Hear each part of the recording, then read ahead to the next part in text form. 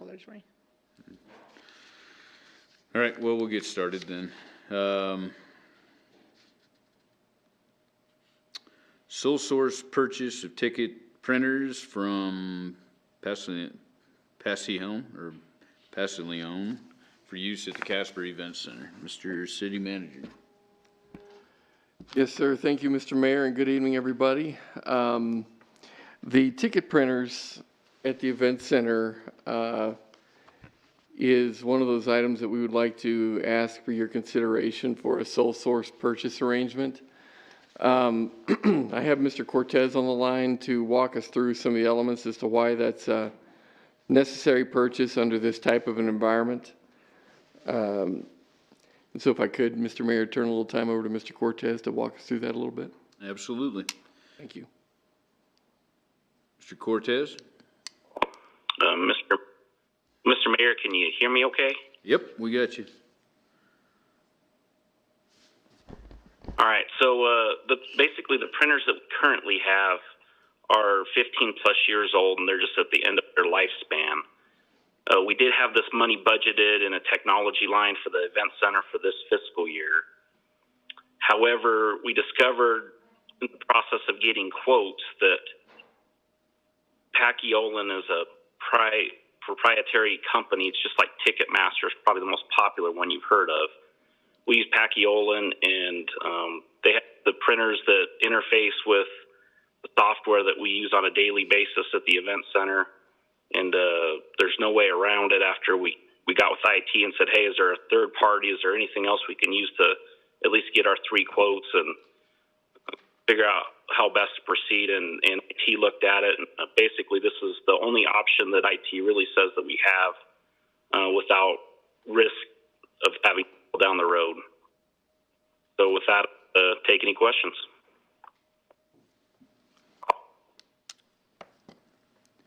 Okay, anybody have any questions on, any council members have questions? And I can see everybody except for Councilman Huber and Councilman Bates.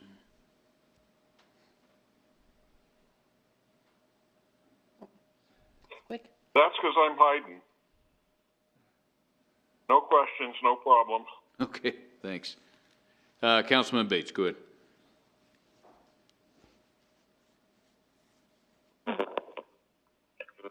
My question is I understand that the money, some of the money was there.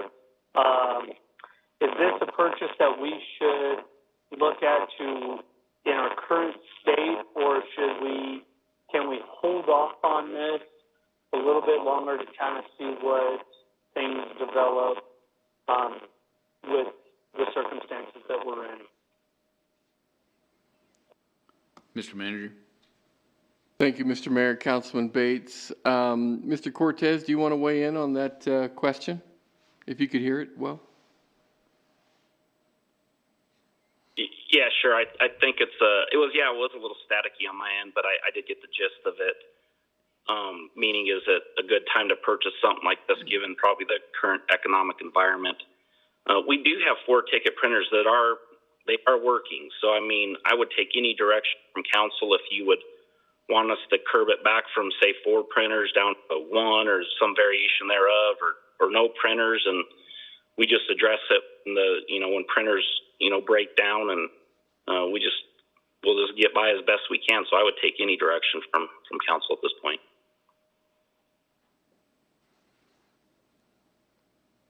Councilman Bates.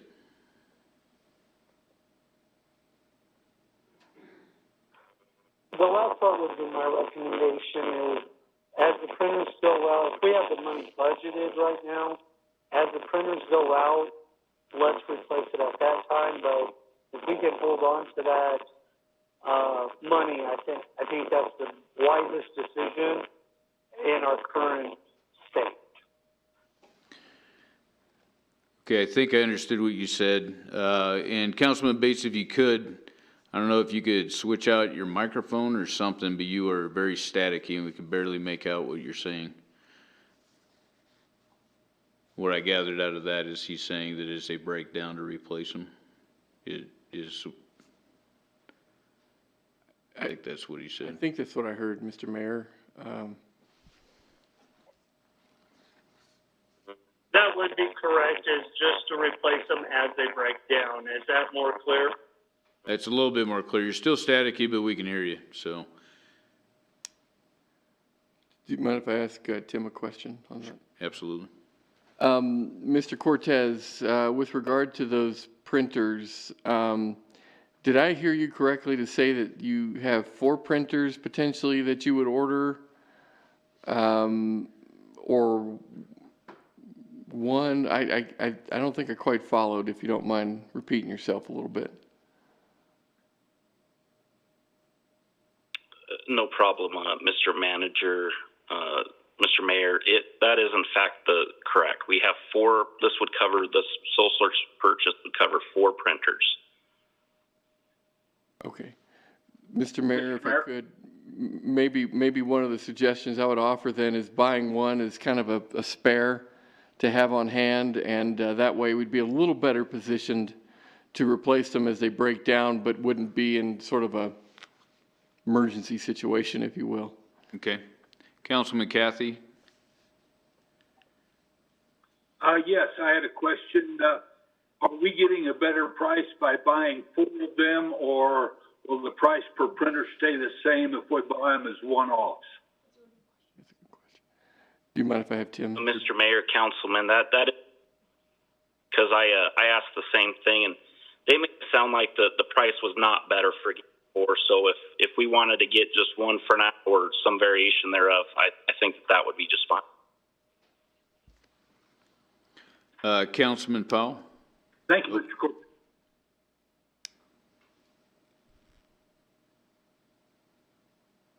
That was my question, Mr. Mayor. Okay. Councilman Huber?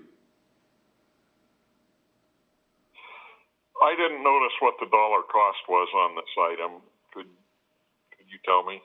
$1,917 per unit, or $7,668 for 4. And also, Mr. Cortez, I'm presuming that all of the ones that we have there now were all purchased at the same time, so they're the same age. So we could likely expect that they would all break down at the same time. Mr. Mayor, Councilman, you are correct. They were all purchased very close to being at the same time.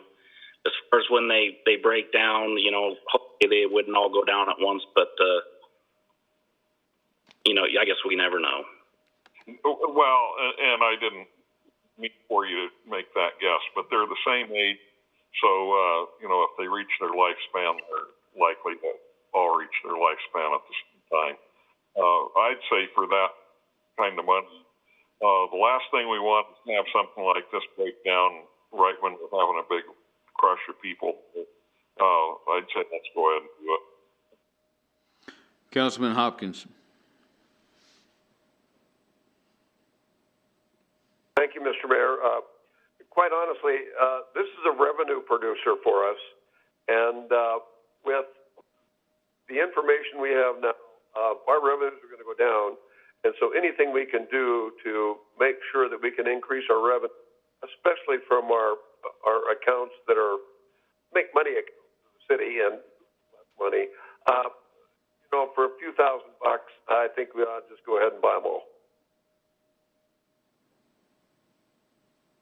Thank you.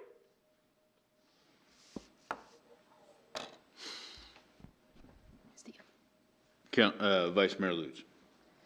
The only thing I'd wonder, and obviously I'm not an IT specialist, and Tim can maybe talk to this, I worry a little bit that if we start having different phases or different generations of printers, and say we have one this year, one in 2 years, one in 2 years, one in 2 years, it's possible that they might not work as efficiently with the software.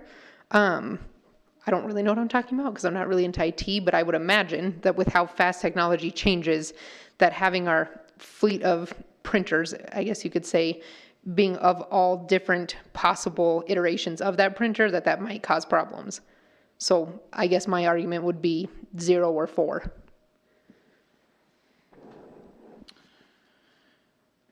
I guess I have a question, I guess, back to Tim Cortez.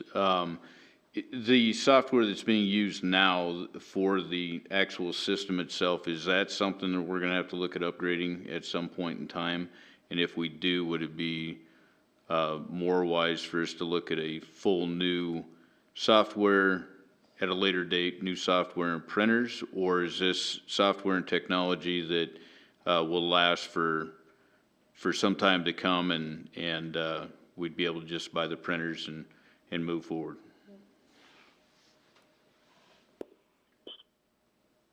Mr. Mayor, Council, that's a good question. I asked that similarly as well. The way it works at Pacquiolin is something that is like a contractor for the event center, and we have that contract that's up in a couple years. And Pacquiolin is anxious for us to renew our contract, so we put it out for bid to get the city the best deal possible. Would we stick with Pacquiolin?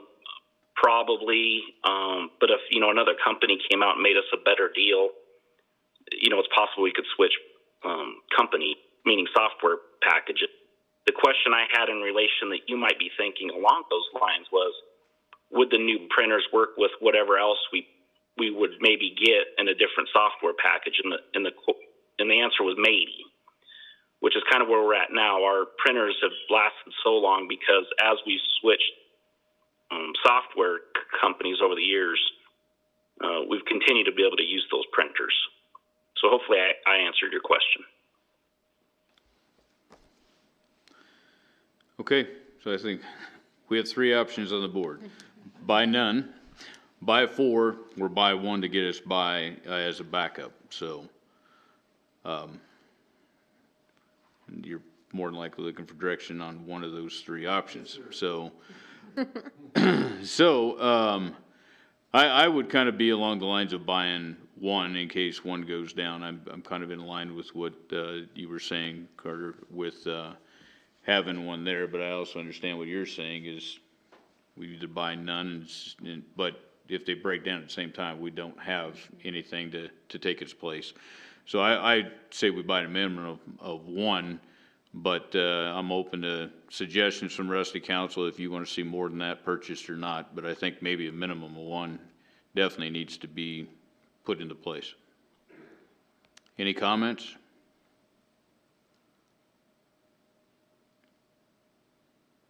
Councilman Hopkins.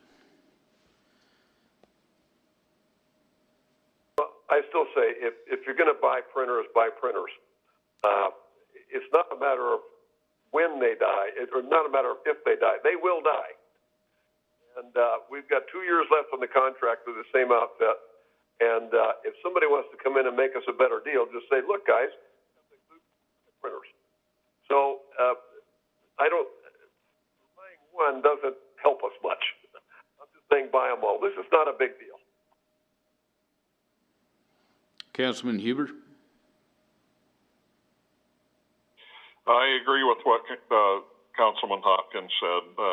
Last thing that we want is to have things like this break down when we have a big line of people there to buy tickets or anything like that for a big event. So let's just get the 4, move on. Councilman Bates.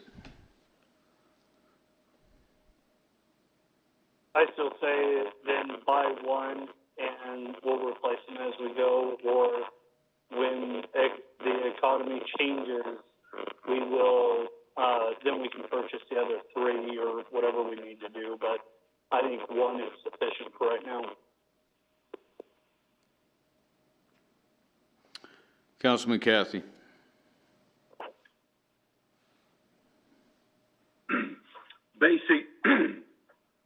I have to agree with Councilman Hopkins and Councilman Huber that we were willing to spend $130,000 on a trail last week, which doesn't produce anything for the city. This is a revenue generator.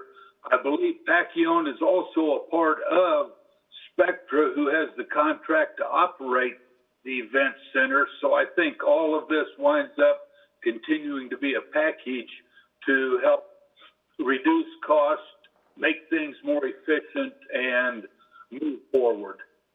Thank you. Councilman Pacheco. Yeah, I just agree with the last sentiments.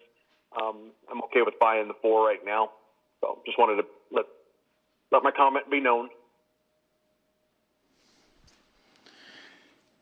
Okay, so I guess we'll move forward. Well, we'll take a vote from everybody right now, but looking at moving forward with purchasing 4, and I guess with making sure that if we do ever look at any kind of other software, that it's compatible with the printers that we buy. So those, I guess, that are, give me a thumbs up or a thumbs down for purchasing 4 units. Okay. Looks like you got a majority on that, so. Okay, we'll move on to Chapter 8.40, Litter Control Text Amendment. Mr. City Manager. Thank you, Mr. Mayor, members of the council. This item is with regard to the concerns that were brought up a number of weeks ago in concert with the Kensington development and the possibility of construction debris being strewn about the neighborhood and so forth with the prevailing winds over there and so on. The idea with regard to this proposal is an amendment of 2 words that requires covered bins, if you will, holding that construction debris when folks aren't on site. And so we wanted to be sure you're aware of that that proposal, and given its sort of minimal approach with what we're proposing to take care of the issue, council, is left to determine whether or not having that type of requirement for contractors during the time that active construction is taking place in a neighborhood or whatever is appropriate. And so that really is where we're at. And if council sees fit, they'll have the opportunity to evaluate that on first reading tonight, or we can certainly table if you need more discussion. Any comments from anybody? Or questions? Okay, and I actually do have a question on that one. So I guess where my question lies is it the responsibility for these dumpsters to be covered? Is it the responsibility of the contractor that is in charge of that dumpster, or is it the responsibility of the persons that own the dumpsters to provide the covers for them?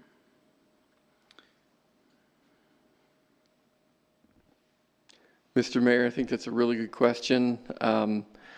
And I would certainly defer for additional detail with respect to what I'm going to respond with. But I would say that the ordinance is ambivalent with respect to whether or not the contractor has that responsibility or the vendor of the dumping facility has that responsibility. What we will look for is whether or not it's meeting compliance with the ordinance. Mr. Attorney or Ms. Becker, if either of you disagree, feel free and respond accordingly, if it's okay with you, Mr. Mayor. Absolutely. Mr. Mayor, Council, this is John Henley, and this is one of those things where the contractor has, I think, the obligation to make sure that whoever owns the dumpster actually provides dumpsters that have this. So I suspect that the building people and the people monitoring the construction will be looking at the contractor to make sure that he has hired the appropriate subs and appropriate people to provide materials that comply with the ordinance. So my guess is that that would be your contact point, and whether he wanted to go downstream because he didn't get what he paid for, that would be between he and the trash company. Okay, so then a follow-up question I would have, because I did have a discussion with a person concerned, and obviously we're just setting a public hearing date tonight, but I did have a discussion with the person that owns a company similar to this, and their price that they were talking about as far as putting covers on these could be upwards of $2,500 per container. And if they own 100, that's $250,000 they're gonna have to put into that. And then my question would come back with that then is, we're obviously, as a city, we have dumpsters ourselves, and if we don't have lids on them, what's the cost gonna be back to the city itself to make sure that we have all the covers in place prior to us giving any dumpsters out to anybody in the public? Mr. Mayor, you make a good point. The ordinance does not mandate the manner by which these dumpsters would be, covered or equipped in order to prevent the flying debris coming out of them. And so accordingly, I would also say that the city would also have some responsibility if indeed we're going to lease roll-offs out to contractors, which is a business that we do typically provide for. So I think there's a number of ways that requirement can be met. And Mr. Beamer, if you have other insight that you'd like to add as to what you anticipate happening from the solid waste side of this discussion, if it's okay with you, Mr. Mayor, I'd be happy to defer to him as well. Absolutely. Mr. Mayor, Council, typically it's up to the customer to provide the cover. We simply provide the roll-off container, but it's not to say that practice could not change. Mr. Mayor. Councilman Kathy. I would have, and I wanted to bring that up, that right now, I think Mr. Beamer is absolutely correct that it's the responsibility of the contractor to keep his trash and his area picked up. All of our trash trucks, as far as I know, and I believe the competition as well, for their big trucks that haul the roll-offs, they actually have retractable nets that they put over them once they pick them up. So we are already set up to keep the trash in the containers as they're going down the road, but there's no point in deferring that monkey onto the city when we aren't even generating it. It is being generated by the contractor, and that's where that monkey needs to stay. Well, I guess the question back to you, Councilman Kathy, is that yes, the trucks and competition's trucks are equipped with covers on them, but what cover is given to a contractor that rents that dumpster to make sure that that debris stays in while it's on the job site and doesn't blow down the street? I think that's the question at hand. Is he responsible for having to buy some sort of a cover to cover that? Well, basically, as a follow-up, yes, you can go out and buy a tarp for $100, put over that dumpster and take care of it.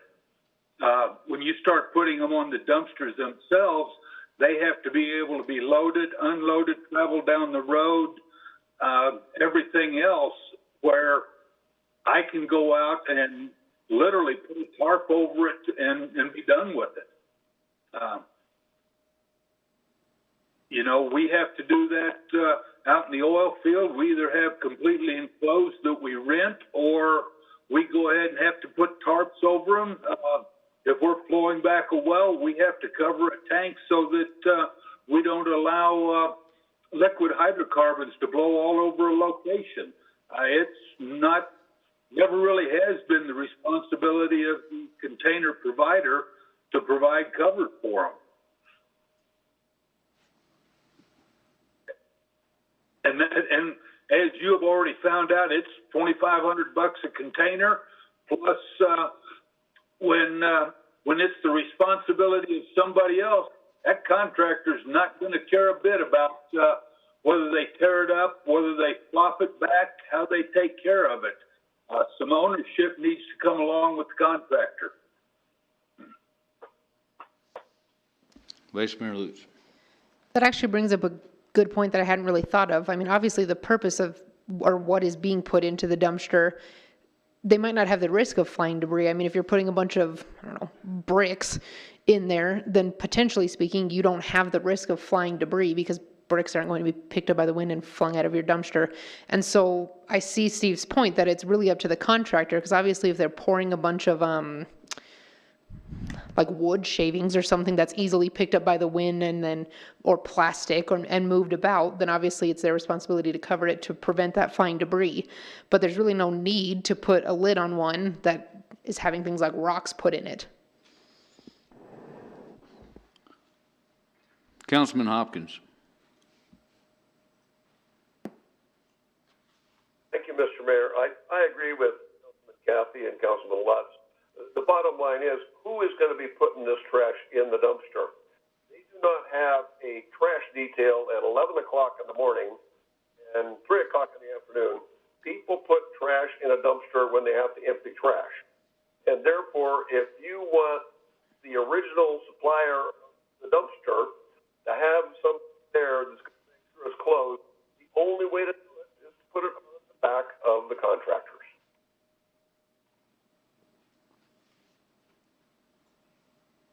Thank you.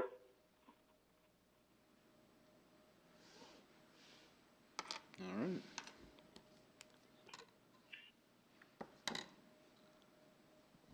You need direction on that then, or? Well, Mr. Mayor, the opportunity to consider this on a formal basis will be this evening. If, is that right? Are we doing that this evening? I think we're establishing a public hearing date. Forgive me, that's correct. Establishing the date for the public hearing tonight.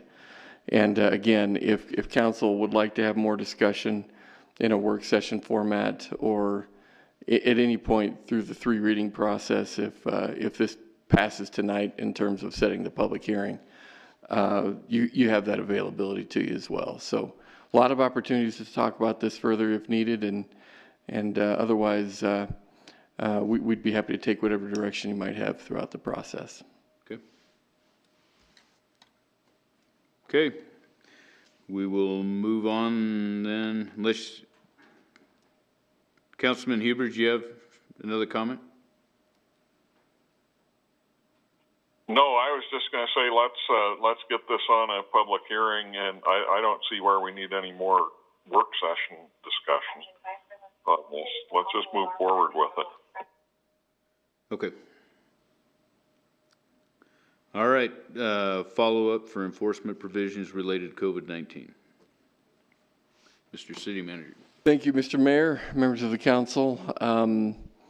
The attorney and the police department and myself and certainly members from other agencies and stakeholders as well have been participating in this conversation pursuant to where we left the conversation a week ago in work session. And of course, what we're talking about is the means available to be able to enforce provisions relating to health orders that require quarantine of some level, whether it be related to positive identifications or suspected positives that would suggest a person be out of the community for a little while in order to determine their course of medical care accordingly. A lot of the discussion, as you know, is along the lines of whether or not an ordinance is necessary, whether or not appropriate language from health orders can replace that kind of a need, or if indeed the statutes are adequate to drive actionable items as it relates to enforcement of those things should someone not be willing to quarantine and self-isolate pursuant to orders to do so.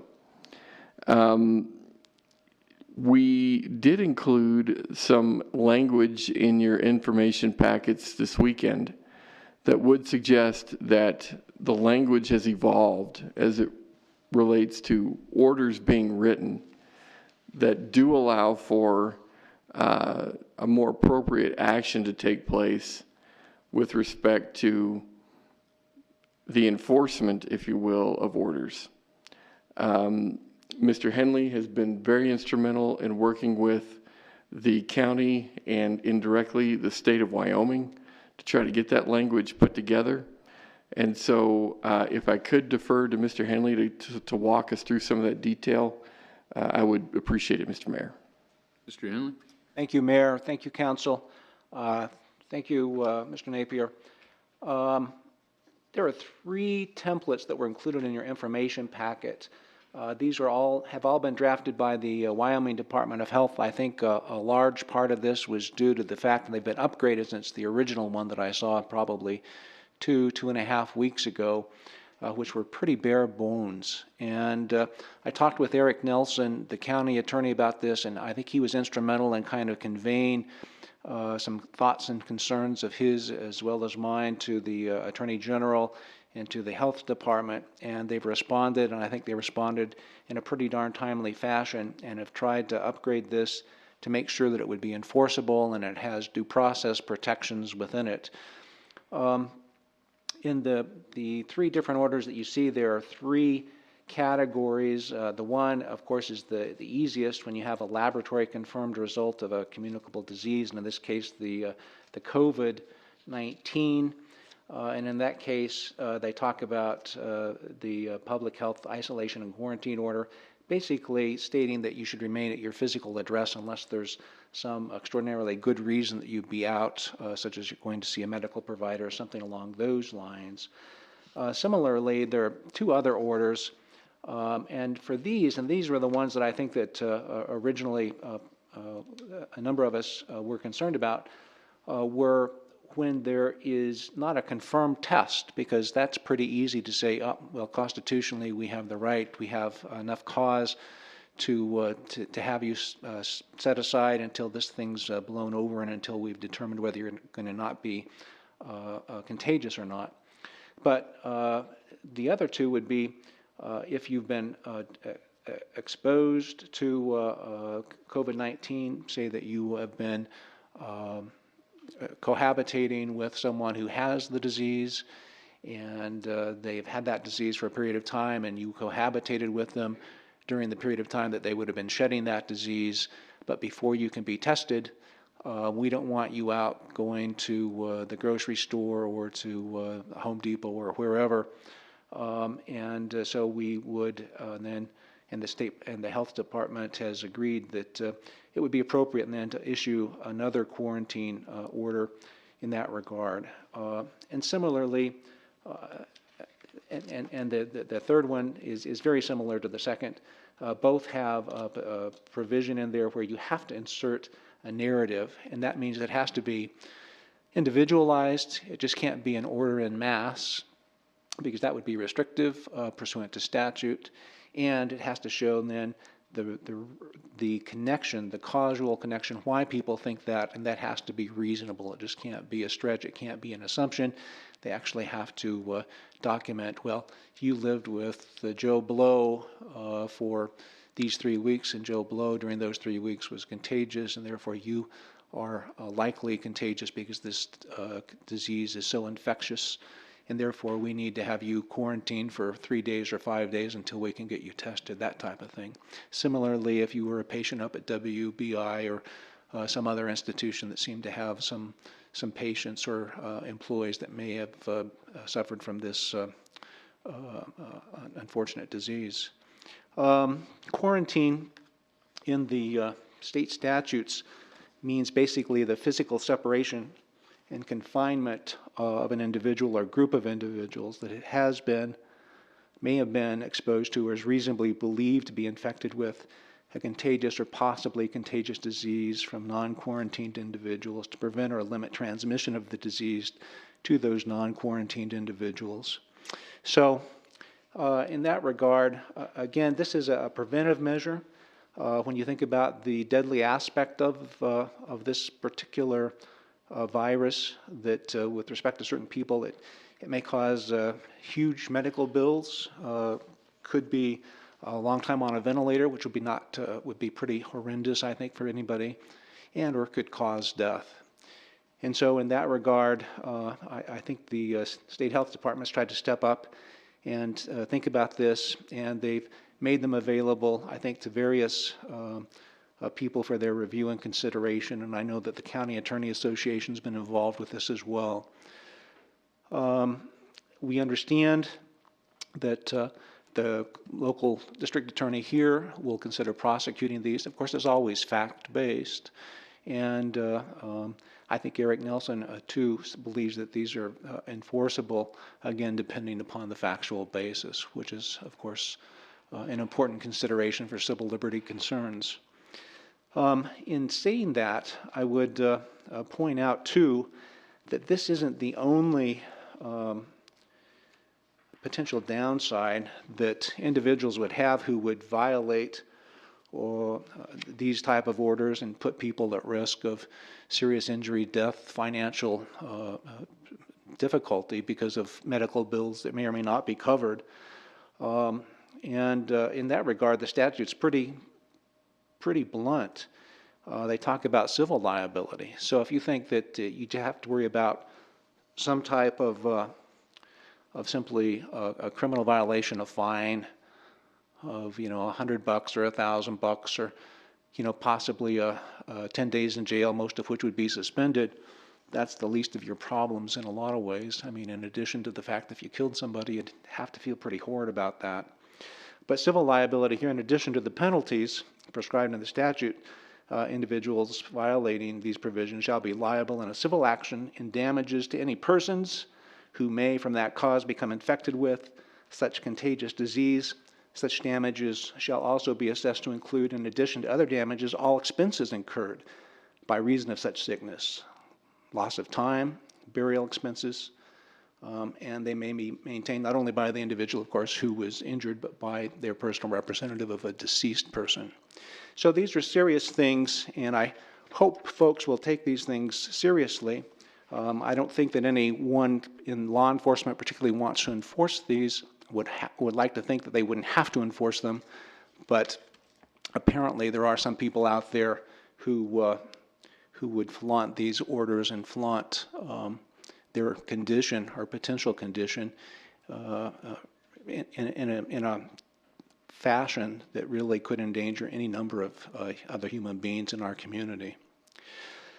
An additional method, though, and actually this is the one, and I will tell you there are some investigations ongoing now. I can't tell you much about those, but there are investigations ongoing, and I think that probably some of the people involved in that investigation are looking at some of our original statutes. They don't even reference the quarantine type of orders or health department orders or actions.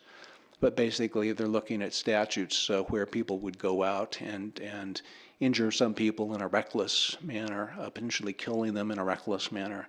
So again, depending upon the facts, these could have horrible consequences, not only for the people who are affected, but for the people who get infected, but for the people who were infected and infect others and or their families as well, too. So I hope that people will take that to heart and be considerate of other human beings with whom they deal on a frequent basis or infrequent basis or just a passing basis in the various stores. And again, I think that the DA here, of course, is more than happy to look at those. I know the police department here is more than happy to look at those prosecutions. And as I say, we have some investigations ongoing in that regard. The fact of these quarantine orders, I might also point out that there is an appeal process that basically a person who is subject to one of these may in fact appeal, and they actually have to have a hearing officer, or they may have a hearing within 72 hours or sometime thereafter, so that they wouldn't be held so long. Of course, now as the testing is becoming more available, that lag period, there should be some type of end in sight as soon as the orders are issued, so that the testing can be done and there can be a determination made. So I think that will probably ease some people's concern, and I think rightly a good concern in that regard. And then finally, as far as discussing this, and I think one of your fellow council members, Councilman Huber, I think in response to you, Mayor, and in one of your kind of thoughts that you were hoping that other council members, if they had ideas or suggestions, would bring those forth. And Councilman Huber, I thought, did a nice job in gathering his thoughts and in sending them off. And then I've just kind of tacked on some language which I have used when we are adopting new ordinances up at the top.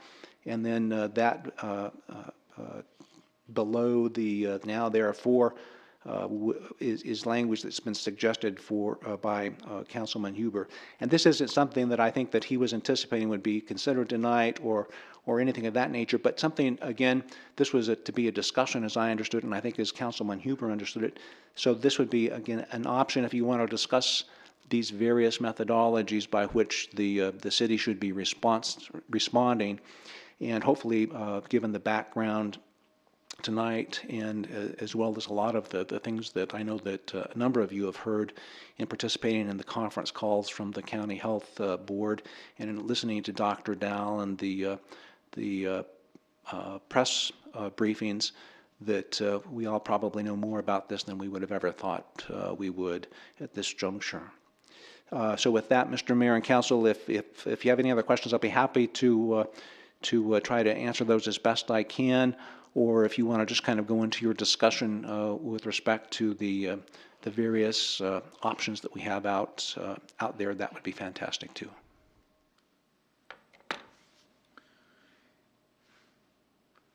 Vice Mayor Lutz. I think I'm just getting myself spun around here at this point. So if we were to consider to move forward with an ordinance, I mean, we're pretty far out timing-wise before an ordinance would be enforceable. I mean, like really far out, because not only do we have to do 3 readings, but then isn't there, oh, I'm going to forget the days, but there's like that chunk of time after we do it that we have to publish it, and it can't even be enforced until after that additional set of days, correct? Councilwoman Lutz, that's exactly correct. You have the 3 readings for a typical ordinance, then you have to have a publication date. That's what it is. And that's typically the longest part of that lag time. We put in there usually 21 days, thinking that by the time we get the ordinance signed, we get it conveyed to the Casper Star Tribune, and Casper Star Tribune gets it published in the appropriate fashion, that it's going to happen within 21 days. It may happen a little bit shorter than that. There would be the possibility, I suspect, of having an emergency ordinance, but it's something that we don't do very often, and I know that people don't like to do that simply for not letting the public have enough input. But it's certainly a possibility that would be the council's will. Steve, can I just do a quick follow-up? Sure.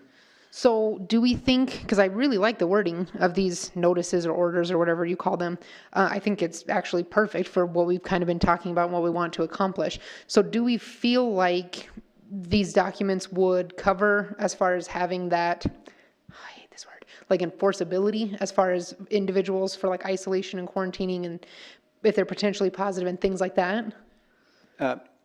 Councilwoman Lutz and council members, in fact, these orders would be enforceable, and I think, again, it would come down to a factual basis.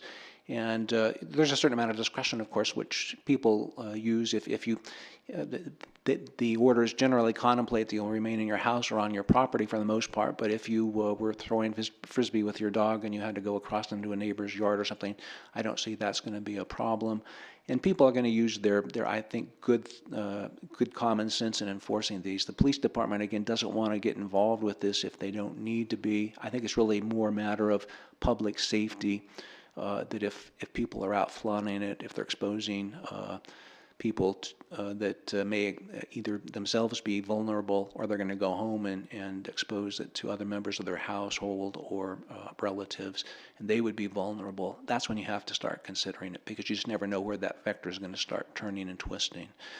And so these are enforceable. Again, it's a matter of factual confirmation, and it's a matter of simply then just doing good detective work and good prosecution work, which we're certainly here the DA's office as well as the police department and sheriff's office are well known for. Councilman Powell.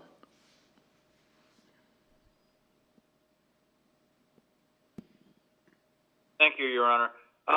Mr. Henley, I guess my question is, do we have, under current state statutes, you say there's some investigations that are underway.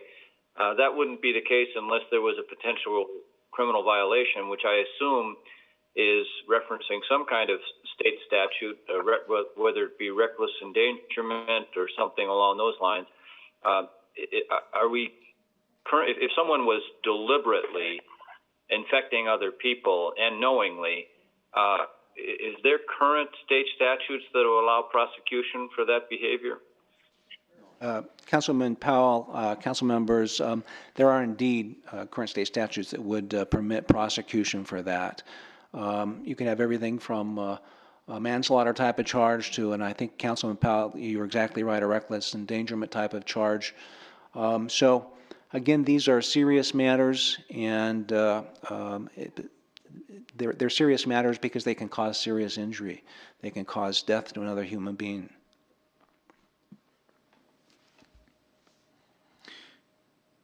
Councilman, Follow up, if I may, Mr. Mayor. Councilman Powell. We don't. Thank you. None of us, of course, know what's going to happen here. The big worry, of course, is that we are relatively unscathed as a community, but history tells us that we're not safe by any means. We could have a second wave with very serious consequences. If it took 6 weeks to pass this, and there was no evidence that the situation was worsening, we could abandon the effort. But in the meanwhile, what I would suggest we do is that when someone has been identified, that those state statutes that are currently in place that could allow for someone to be prosecuted, that the individual receive a letter, maybe signed by the public health officer, maybe signed by the mayor, basically saying you have been identified as an individual who has been exposed and could transmit this virus to others. You are hereby informed that you must self-quarantine, and you should be aware of the fact that if you do not do this, sort of the language in the proposed ordinance, that you could be prosecuted. And I would think for most people that would be sufficient. But to give them formal notification now without waiting until you pass an ordinance, there are currently statutes that make this type of behavior essentially illegal. Mr. Henley. Thank you, Mayor. Thank you, Councilman Powell. I think those are good points that it's a much better case if they've received written notice, if they've acknowledged that. And indeed, we don't need an ordinance necessarily to do that, and we don't need really the mayor to do that. That is by statute and by these 3 templates, something that the health department really is in a better position to do, and something that they obviously stepped up and want to do. And I think that the more we hear about this, the more they want to do it. And they're the ones who have kind of drafted this template, these 3 templates. And those are exactly that's exactly one of the reasons they wanted to do this, is so that, one, they can let the person know, so they actually give it to the individual, and 2, that they then let law enforcement know why they are giving this to the individual. Well, I think there's 2 reasons for that. One is safety reasons for the officer involved, as well as the people that may come into contact with that person, but also the fact that the officer can then make kind of an independent decision as to whether or not there is a reasonable reason to do that. And indeed, within the orders themselves, they do talk about that reasonableness and the fact that the individual now is put on notice that there is reason to believe that they could be transmissible and they could do serious bodily injury and or cause death to other members of society. So I think that we probably have that part of it kind of covered here, not us, but simply the state machinations up at the state health department down through our current county health department, all of which have been doing yeoman's work here.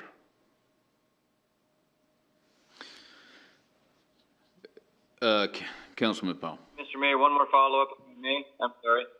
Maybe I'm a little slow on the uptake here, but is there anything preventing the health department from sending notice now? Do they need us to pass this before they can act? And I'm sorry, Councilman Powell, that's a good question, and it was an oversight on my part. Sometimes I'm not tracking with the way people would think, and that's a very good question, but we do not need to do that. They do not need our approval. They, in fact, are issuing these isolation and quarantine orders currently. So this is something that is up and running. And, when they find out that there is someone who is either confirmed, they give them these, as I understand it, and or they find out that, say, someone is going to be released from an institution very soon, and that institution has a history of having a lot of infections, and the dates coincide as to when people would be shedding the virus and when that individual is in there. They're issuing orders for that as well. So I think that we are covered there, Councilman Powell. We don't need to do anything further to get these issued right away. And in fact, they've been issued, I think, at least for the last probably close to a week, if not more than a week.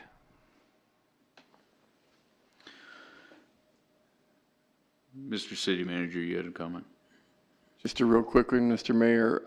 I just wanted to emphasize the point that the language that you see in front of you is a direct result of very involved conversations that Mr. Henley's been having with Mr. Nelson, and of course, again, indirectly with the state. And so I really appreciate the work that they've put together in a short amount of time to make these great improvements.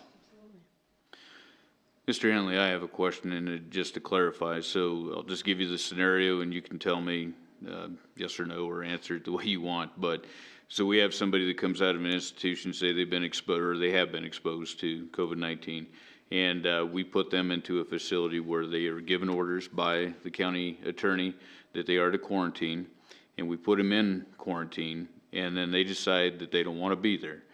What is the end game? Can they walk away, or what's the enforcement action that could be taken on them by violating those orders if they were to walk away from the facility? And thank you, Mayor. And indeed, it is contemplated that these orders then would result in like a court order. You have to stay there, and in this case, those can then be appealed. If they don't appeal those, they just walk away. Well, then that would be a violation. And the question has to be, are we going to use some type of physical restraint against these individuals, and or are we going to just take it up and have the DA prosecute these individuals, which is contemplated. If you look at the statutes, that's the usual contemplation. So the ability to actually physically restrain those individuals is more suspect, it's more difficult. I think if you have the confirmed result of the communicable disease, that makes it an easier call for the officers involved. But absent that, then it's going to have to be a judgment call between the officers on site, their sergeant, and the looking at the orders and the language within that, and the potential risk that were involved.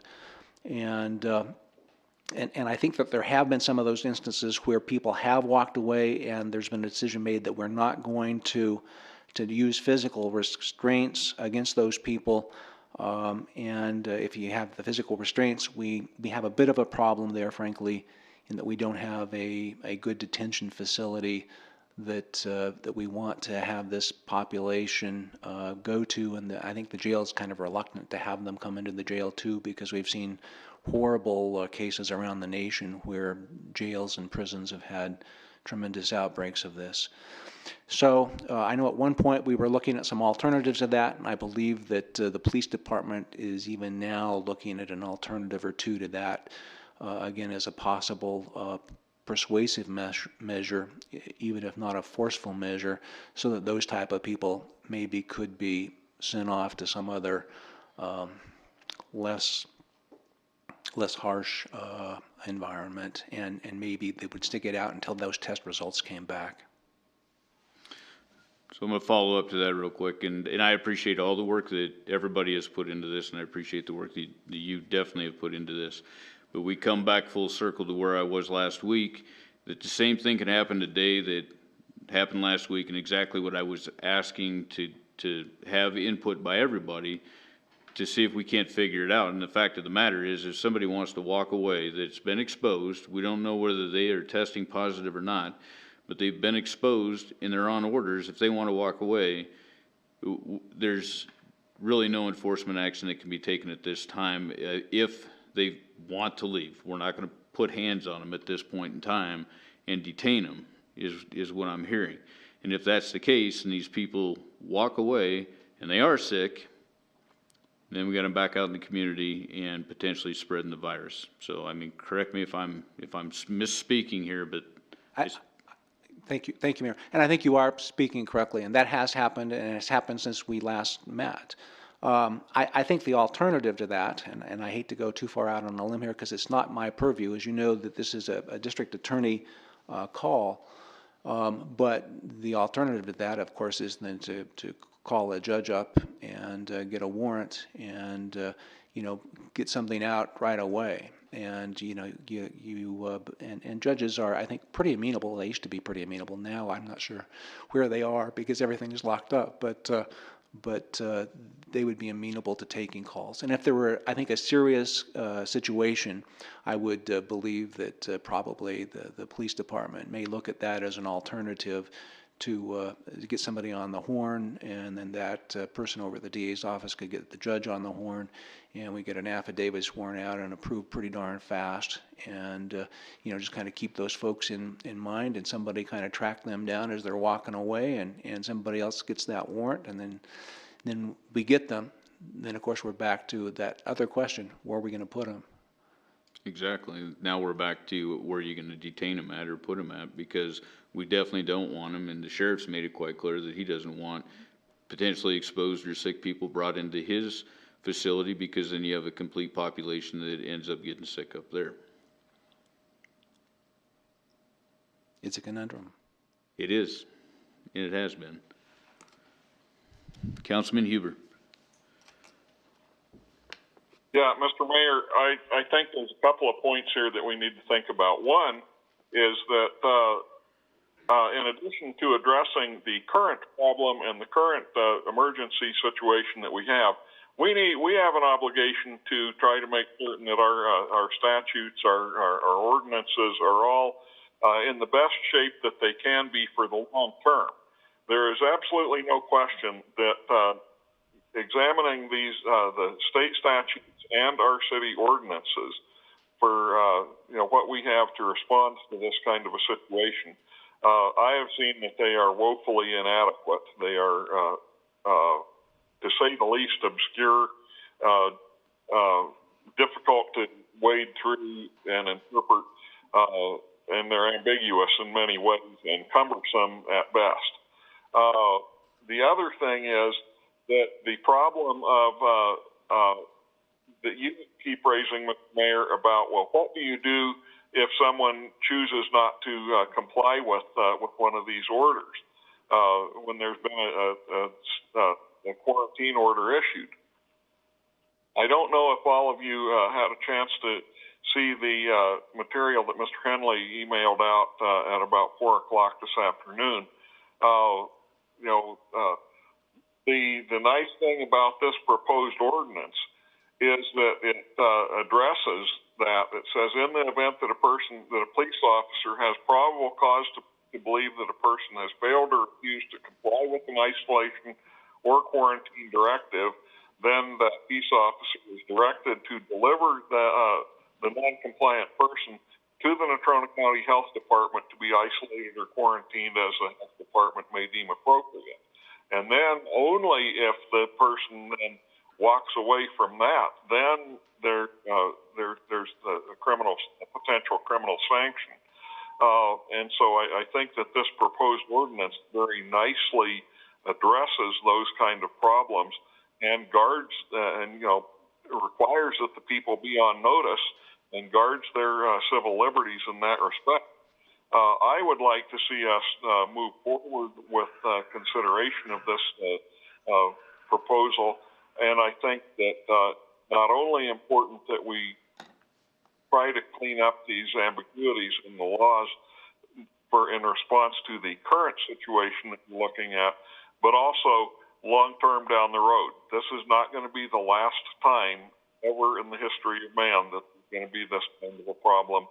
And our obligation to the future is that we have the best laws in place that we can to deal with this.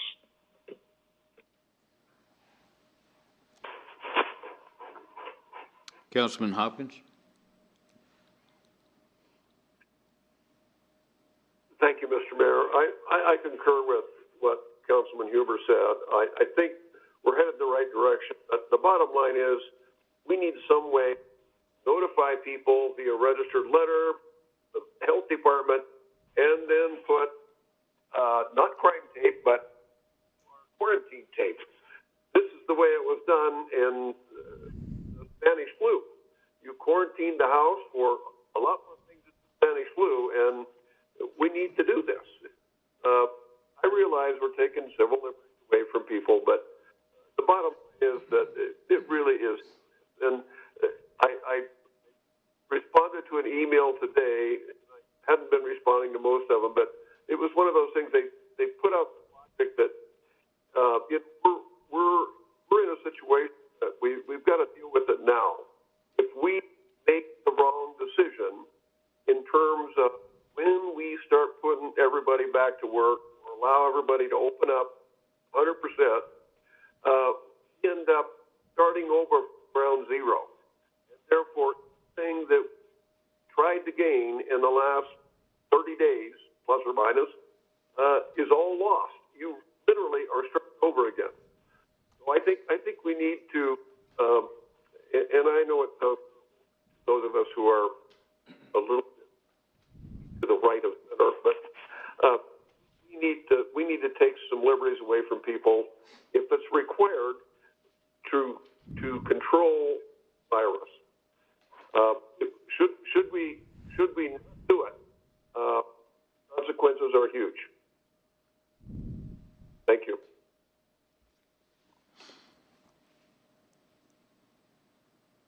Councilman Bates.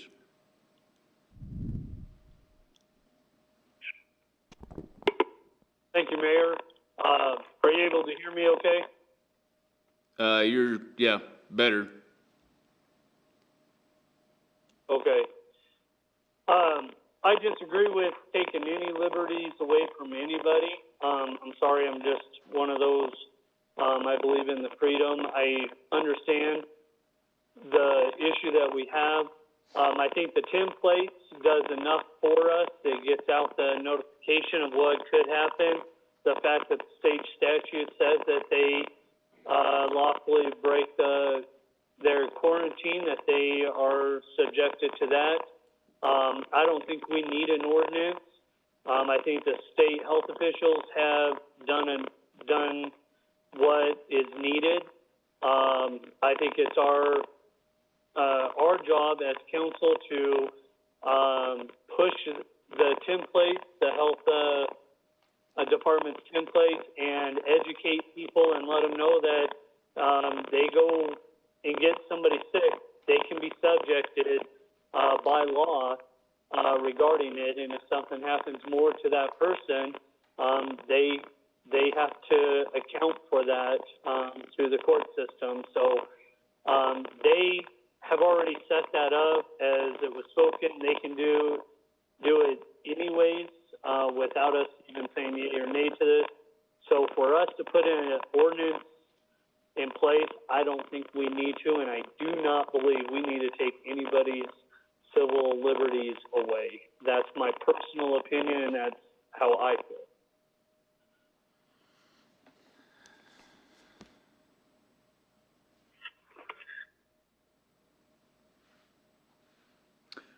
Okay. You need direction on anything on this? Mr. Mayor, the only direction that we would need is if indeed council feels like we still need to continue homework on an ordinance concept, or if you're satisfied that with the improvement in the language of the orders is actionable enough with regard to following up on issues pertaining to quarantine disobedience, if you will. I think what I'm hearing tonight is that the orders are actionable. A person can be arrested based on their disobedience of those orders. The difficulty that we have with regard to closing that loop is where to take the prisoner, so to speak, once they've been arrested, and where in fact they're going to be incarcerated. There may be the opportunity based on the judgment of the officer at the time to put that person back into their home and watch them from there. There may be an opportunity as things improve with respect to the use of the facilities that we have available currently. But it doesn't sound like we have the ability to incarcerate in the traditional sense of when anybody gets arrested for crimes they commit otherwise, i.e. the jail. And that can all be done under the orders themselves, or would it require this ordinance in order to do that? I think that's the question council needs to be comfortable with. I think what I'm hearing is that the orders give us direction, particularly as they're written now. And if they're used as they're written now by the state or by the health office or whatever. And so I think we have the actionability. It's just, if we get to the ultimate penalty of arrest, where we can actually store the individual for whatever requisite time is needed. So if I'm hearing what you're saying right, is the orders would take care of, the orders that are being put in place now would take care of what we need. We don't necessarily need an ordinance, and even with an ordinance, we're not going to be able to close that gap in the very end of if we have to arrest somebody, whether it's on an order or ordinance. We do not, at this present time, have the capability or a location in order to take those individuals. So we still run a risk of sick individuals going back out into the community, or we put them in our own jail facilities, which in fact could potentially spread the virus either way. Mr. Mayor, I think we can continue to work on improving one of our facilities to be made available as a holding facility. But I don't feel confident that we have the medical staff available in either of those facilities currently, and or detention folks as well in the facilities that we have stood up, if you will, at this point in time. And so that continues to be an elusive goal that I don't feel comfortable has been met yet. Okay. Councilman Powell.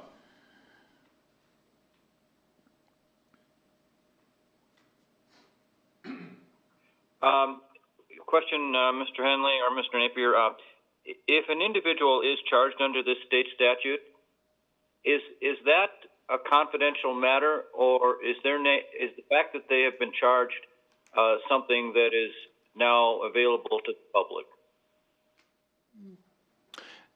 Councilman Powell, this is John Henley.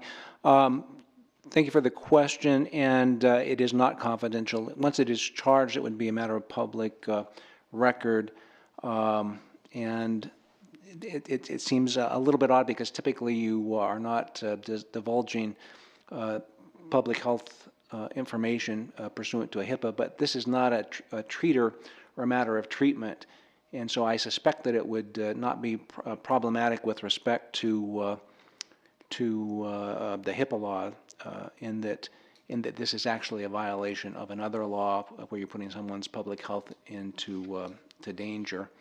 And like I say, this is the disclosure would not have been made as an effort to obtain medical treatment or to obtain some type of medical opinion. The only reason this would be disclosed is because the person was flaunting their condition of grave danger to other people in the society. If that's the case, and we're essentially threatening people, and I believe we should, and I'd like the threat to be very chilling for people when they receive this notice. Would there be any benefit to clarifying in the actual order? I realize this isn't our document, but to add in the order, if you are charged under these state statutes, please be aware of the fact that your name will not be held confidential, and it will be a matter, and that you will be identified as an individual who has exposed others to this risk if you do not self-quarantine, meaning it will be a public shaming in essence. And I'm just trying to think of what else can we do to get people's attention so that we don't have to do all the things that we're worried about, arresting people and detaining people. I want the message to be as strong as it can possibly be. So I don't know, but maybe that would get people's attention. Mr. Henley? Thank you, Mayor. Councilman Powell, I understand your angst and I understand your concern, but there is a doctrine called prior restraint, and here we're just issuing the order. No one's violated it. To say to come out and kind of issue that threat along with it, I don't know if that would be appropriate. Again, that would be again, it's not our document, so it wouldn't be our call necessarily. But my suspicion, frankly, would be that the Attorney General's office would say that's probably inappropriate, that wouldn't be part of the punishment. We can tell them exactly what the punishment would be. You're in violation of this order or that statute or that statute. But as far as actually kind of saying, and the repercussions of that would go farther, probably wouldn't go within the order itself. You do see that kind of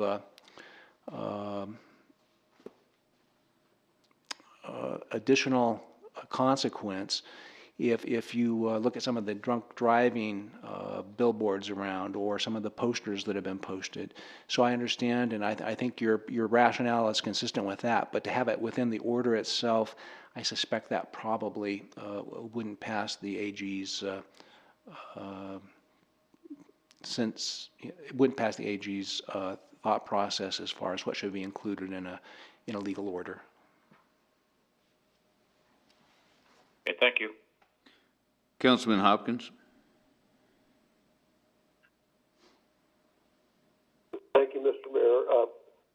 What Councilman Powell just talked about is very parallel to phone calls I had last week about why can't we just publish the names of those people who have, if that the suggestion was tested positive for COVID-19. I said, well, I understand, but there's HIPAA regulations that prevent that. But if we pull somebody by the name of Bob Hopkins and we put that in the paper as Bob Hopkins COVID-19 violation in the paper, and I know that's really treading on thin ice. What these people were telling me is that maybe we need a way to say these persons should quarantine and or avoid it. They test positive, and then they resist arrest, so to speak. So I know I know we're treading on thin ice here, but we need to get these people out of circulation. Thank you. Councilman Pacheco. I mean, obviously we're 15 minutes already into our public meeting, and I think we could go all night talking about this. I'm not quite sure what the answer is. I think either way, we're going to make somebody mad. Some person, some faction, some group is going to be mad or angry with the decision that we make. I think we need to figure out a way that we need to make a decision and stand by that decision. And I know sometimes it's hard, but I think we got to figure that out, or we'll be talking about this all night, or we don't do anything, or we have inaction, or we don't do anything and let it be and hope for the best. I think that's kind of where I think we're sitting at, because we're already into this 45 minutes, and I don't see an end to it. And so I think that we really need to either make that decision or not do anything at all. Mr. Manager, I would make the suggestion that we move forward with just the orders themselves that have been put in place. And then I would like to see us continue to do some research that if in the event We do have somebody that walks away again, and they are potentially carrying the virus themselves, that we would have the avenue to go down if we need to with law enforcement. I really hate to task them to do that, but to go down that road and then identify a facility that we can put them in, just kind of follow that path. I don't think we need an additional ordinance. The orders should be in place, and everything else that Mr. Henley's explained tonight should take care of things. That's the direction I would go. Anybody have any comments, concerns, or questions on that? Okay, I'm seeing a couple thumbs up. Everybody good with that? Okay, we'll move forward with that. Thank you. Yep.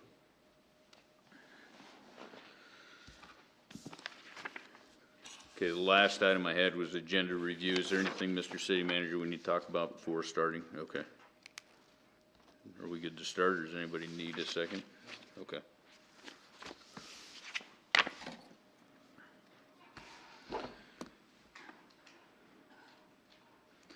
Okay, I'll now call the April 21st, 2020 regular council meeting to order. For those of you that will be calling in to speak with council tonight, please mute or turn off your YouTube or TV broadcast when we connect with you.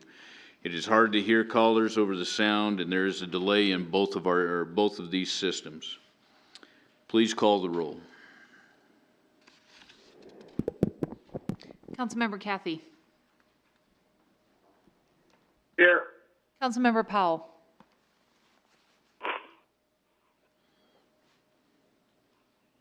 I think we lost him off the screen for a moment.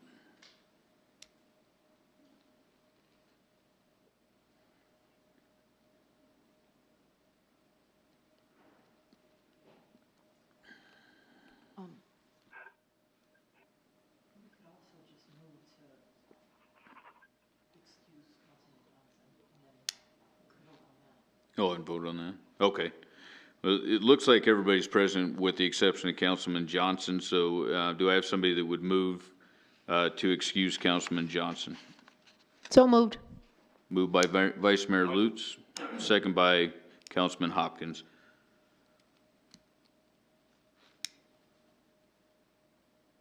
All in favor?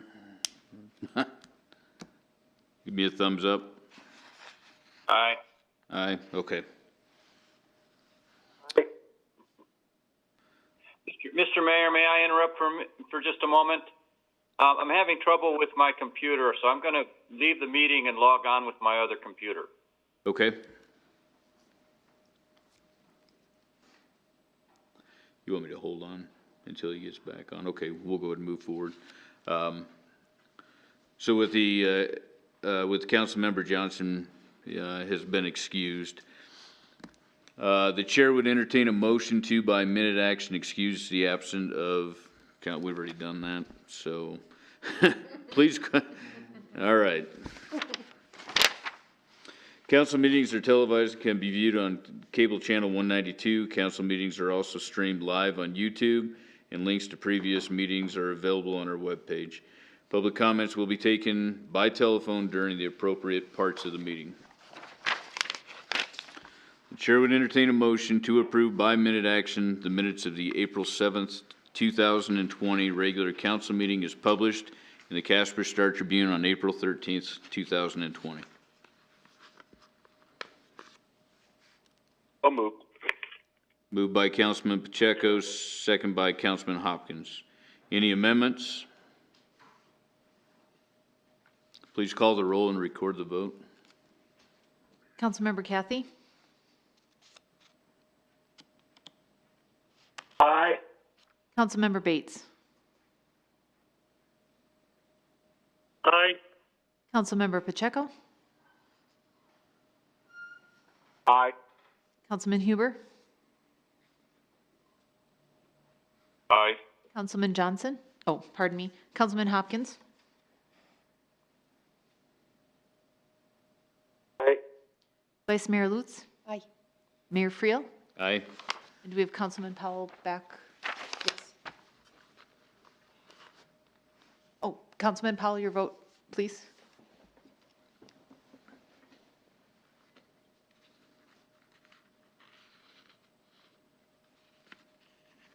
Councilman Powell, can you hear us?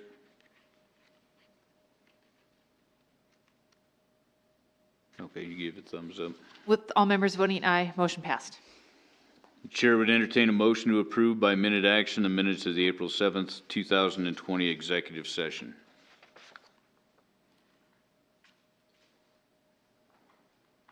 So moved. Moved by Vice Mayor Lutz, second by Councilman Cathy.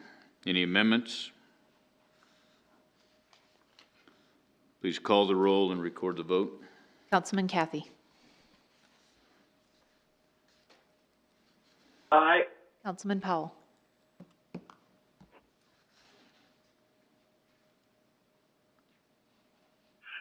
Aye. Councilman Bates. Aye. Councilman Pacheco. Aye. Councilman Huber. Aye. Councilman Hopkins. Aye. Vice Mayor Lutz. Aye. Mayor Friel. Aye. With all members voting aye, motion passed. Chair would entertain a motion to approve by minute action the April 21st, 2020 bills and claims as audited by City Manager Napier.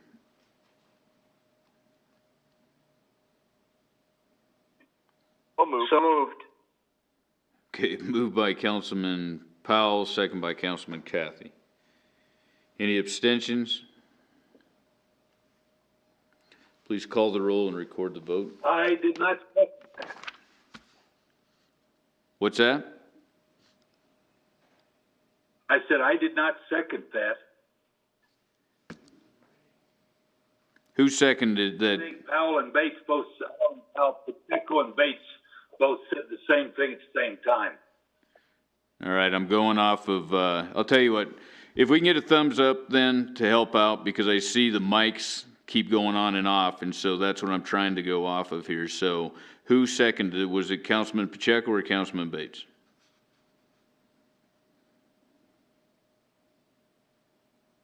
I said, it doesn't matter either or. Just put me as I moved and just put Bates second. Okay.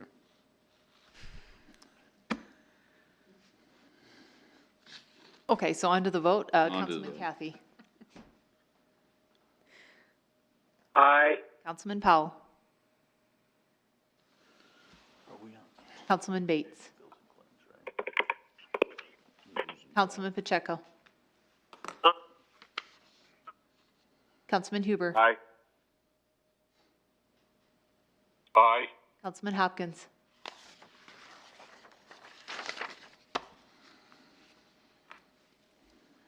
Vice Mayor Lutz. Aye. Mayor Friel. Aye. All members voting aye, motion passed. Oh, we still need to do that, okay. Chair would entertain a motion to approve by minute action the April 21st, 2020 bills and claims as, we just did that, didn't we? Did we? Sorry, I'm confused. We just did bills and claims? Okay. Yeah, that's what I thought. Okay. Okay, so we'll move on to communications from persons present or virtually. For those of you that will be calling in to speak with council tonight, please mute or turn off your YouTube or TV broadcast when we connect with you. It is hard to hear calls over the sound, and there's a delay in both these systems. Now is the time we invite public comment. As stated on the first page of the agenda, we ask the following. Please state your name and address. Direct all questions, comments to the mayor and the mayor only. No personal attacks on staff or council will be tolerated. Council will not respond to personnel matters. These will be referred to the city manager. Questions posed by speakers may or may not be responded to by council members. Presentations will be limited to 5 minutes, and duplication of speakers will not be allowed, nor will time extensions be permitted. The public comment phone number is 307-235-8215. Do we have anyone that is called in at this time? We do. I'm going to patch them in. Okay. We're all over the board tonight. Okay, the caller is on the line. Good evening. Good evening. Hello. Hello. Could you please state your name and address, please? This is Dale. Yes, this is Dale Zimmerly, 3035 Bel Air Drive. Okay. Go ahead, sir. I'm calling because I think Bob Hopkins hit the nail on the head earlier this evening when I was watching you guys, when he said that the ordinance you were talking about was going to remove somebody's liberty. We have to be very careful about removing liberties. It's a violation of the Constitution, and it's very, very difficult once liberty is removed to put it back. I know it's a hard thing to think about and what to do in these situations, but for the council to say we're going to remove a liberty from somebody is completely wrong. And that's all I got to say, I guess. Okay. Any comments from council? Okay. Thank you, sir.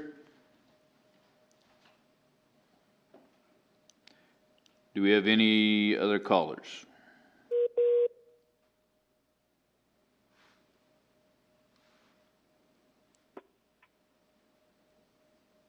We do. We have one more. I'm going to patch it through in just a moment. Okay.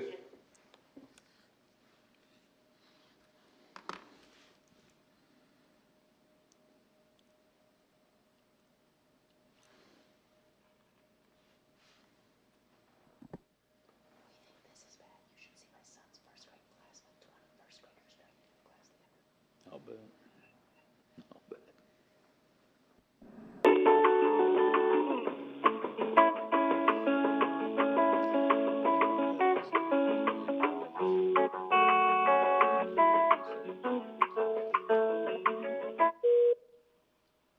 Mayor, can you hear me?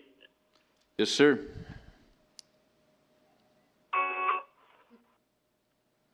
Are you there? Thank you.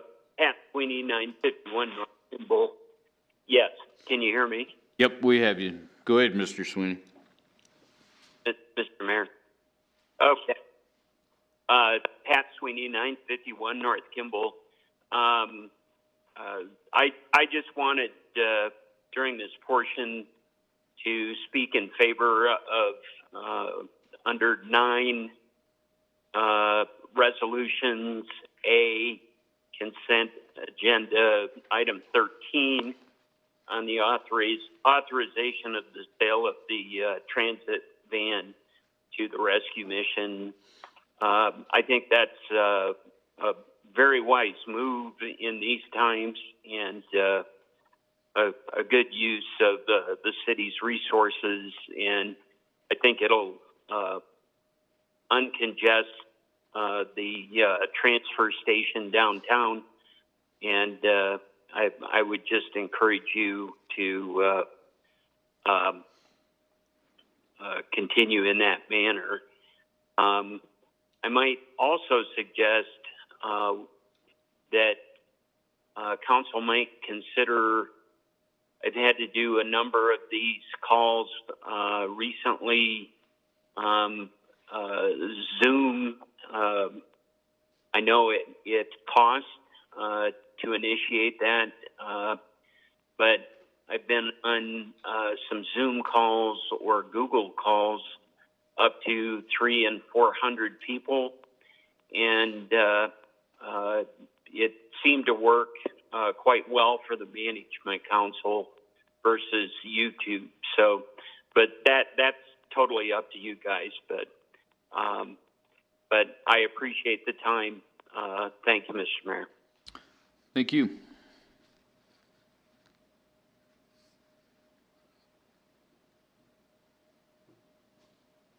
Okay, then we have one more call. We have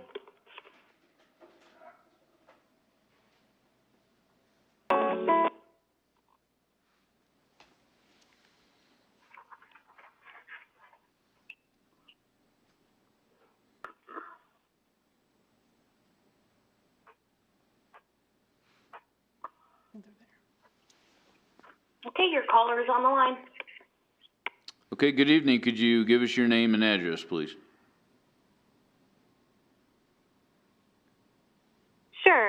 Wollaston, 818-15. Okay, go ahead. Okay, I just wanted to just voice public opinion about that. You know, with the current state order from the governor that's been given, I think is enough. I don't believe that we need to have an additional city ordinance. You know, before all of this happened too, I want to, you know, have everyone keep in mind of, you know, the type of actions that we've been trying as a community to come together and make sure that, you know, we have a good relationship with our police officers.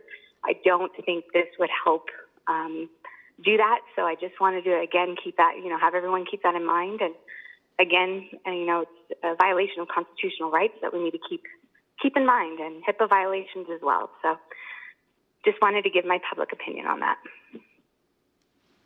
Okay. Does council have any questions? Okay, thank you. Thank you.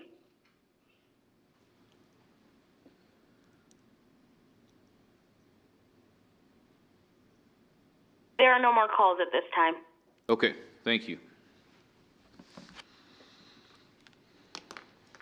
Okay, we'll move on to establishing dates of public hearing. Please read the consent agenda title. Establishing May 5th, 2020 as the public hearing date for consideration of a text amendment to Chapter 8.40 of the Casper Municipal Code pertaining to litter control. The chair would entertain a motion to, by minute action, establish the public hearing date just read. So moved. Hopkins, I move to do so. Moved by Councilman Cathy, second by Councilman Hopkins. Please call the roll and record the vote. Councilman Cathy? Councilman Powell? Aye. Councilman Bates? Aye. Councilman Pacheco? Aye. Councilman Huber? Aye. Councilman Hopkins? Aye. Oops. Councilman Hopkins? Thank you. Vice Mayor Lutz? Aye. Mayor Friel? Aye. Aye. With all members voting aye, motion passed. So many ayes. Okay, we'll move on to liquor license ordinance amendments. I now declare the public hearing open for the consideration of amendments addressing liquor licenses and open container permits. Mr. City Attorney, do you have any exhibits? Thank you, Mayor. Two exhibits tonight. Exhibit number 1, correspondence from John Henley to J. Carter Napier, dated April 10, 2020. Exhibit number 2, affidavit of publication, is published in the Casper Star Tribune, dated April 16, 2020. Mr. City Manager, do you have a report? Mr. Mayor, members of the council, thank you.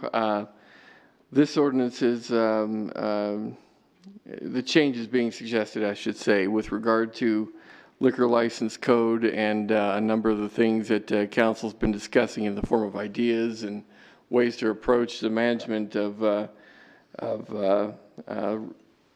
licenses and their use thereof, include a number of things tonight, one of which is with regard to the late penalty for those who submit their applications for renewals past a certain time frame. This ordinance establishes that deadline and penalties for missing that deadline. The ordinance, the changes we're discussing this evening also talk about the special malt beverage permits and the ways in which they can be used, which are different than what are currently considered. As your exhibit here on the screen will show here in a second, the ordinance also addresses a district, if you will, of which an open container permit restriction can be relaxed. And the map here demonstrates where we believe council's direction is in regards to an area that could be considered for this type of an area. And as you can see, that largely includes the old Yellowstone district as well as the downtown proper. Council should be aware that there are suggestions that would extend certain portions of that council could entertain as a part of the discussion if they prefer. And those are the major tenets with respect to what we're asking council for formal consideration this evening. And again, all of these changes are happen and are enacted after a 3-reading process of normal ordinance discussion.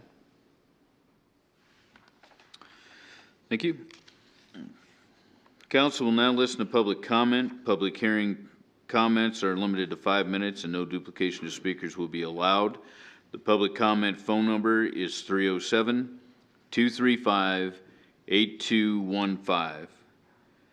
Do we have anyone wishing to speak in favor or opposition to the issues involved, or in favor of the issues involving liquor license and open container permits?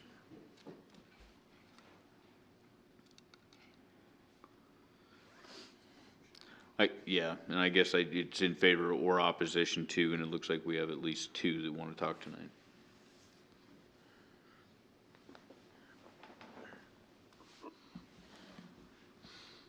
We have no calls for in favor.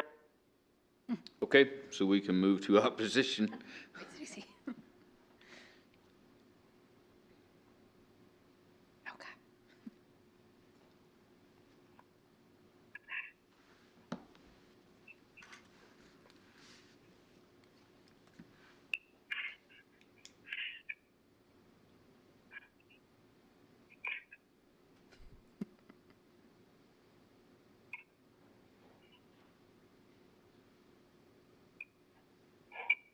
I have Mike Reed on the line. Okay, Mr. Reed?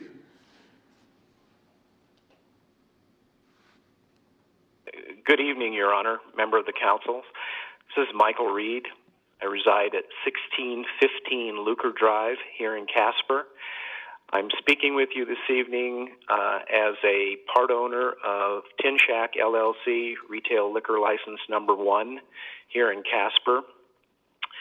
I'm not here to speak against this total ordinance. I have some concerns. I have a concern about your definition of operational and how you make it a weekly basis for 8 hours a day, 50 weeks a year. I understand that you have an issue with some people who are trying to park licenses and then trying to show you that they're operational and they're not. But if you go ahead with this ordinance and tag these 2 things, it would be very hard for somebody to have a seasonal license, which is allowed under state statute, or to have a venue that they operated and they weren't selling liquor every day, as just like your event center or Pogonon or something like that, which you've alleviated from being in the part of the operational. So I think that needs to be looked at. I also have some concerns with your definition of location instead of premise when you're doing malt beverage permits. I guess I'd like to understand the difference between the 2. And then when you come to the open container portion of it in the special area, well, I'm not totally opposed to that. I think you have some issues that nobody's thought of, and the biggest one being insurance. Because when you apply for a permit and you get an open container permit in an area that is on city property, and this is as per your events guide, you have to have $1 million worth of liquor liability insurance. Well, if you go back to the financial considerations on your second page of this ordinance, you say there'll be a small loss of revenue and relaxed open container permits. We will only require 1 person to apply for a liquor permit and an open container. Usually as many as 4 or 6 apply. So as I try to understand that, I think you're going to say 1 person can apply for a permit, and that covers everybody that's going to serve alcohol. And I don't think you're going to get an insurance company to go for that. And certainly I've already checked with my insurance company and they won't, because that would make me responsible for everybody. And so I just think there's some things in here that if you would consider putting together a group of liquor dealers, 2 or 3, that we could get, and maybe a couple council people, and we could sit down and talk about some of these issues, maybe we could come to something that would work for everybody. So with that in mind, and as hard as this is, as we all know, if you could table this evening so we could put that together, I think it would be beneficial to everybody. And that's a lot to say, but I'm trying to hustle, so you're not on me all night. Okay. Thank you, Mr. Reed. Is there any questions of Mr. Reed? Councilman Hopkins.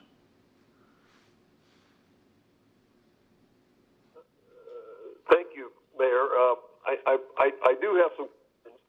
I understand that the liquor store has an association that they routinely get together and talk about issues. And I was under the impression that some of this was going to be done, before we got to this point. And were there any meetings between the Liquor Dealers Association and the city before we got to these rebuilds? I think Mr. Reed brings up some really good points here. And I must admit that I was one of the ones that changed the numbers from like weeks per year to have to be open sometimes. I didn't, however, consider the unintended consequences, because it really does have the possibility to devalue a full liquor license if we say you have to be open X number of months or X number of days per year. So I guess that's just a question. Have we dealt with the liquor dealers and put together a committee to talk about this? Because it's a 25-page rewrite of an ordinance, a major ordinance in the city, and I kind of feel like it's really hard to do a Zoom meeting when you're talking about something as important as a 25-page ordinance. That's a pretty long ordinance, and I'm a little concerned about proceeding with any before we talk to some of the people in the business. Thank you. Councilman Hopkins, to answer your question, and Mr. Reed can attest to this, that's part of the discussion that I had with Mr. Reed a few days ago, was in fact that Vice Mayor Lutz was assigned to the liquor dealers group so that these type of issues could be discussed and that those conversations can be had. And I think we'll find in our next caller that same discussion was had with them today. So I agree, they need to be involved in these conversations, and this is something that we thought we had in place, and we just need to get it corrected and make Vice Mayor Lutz get her in as a part of that discussion. Any other questions for Mr. Reed? Okay. Thank you, Mr. Reed. Your Honor? Yes, sir. Your Honor, one quick thing.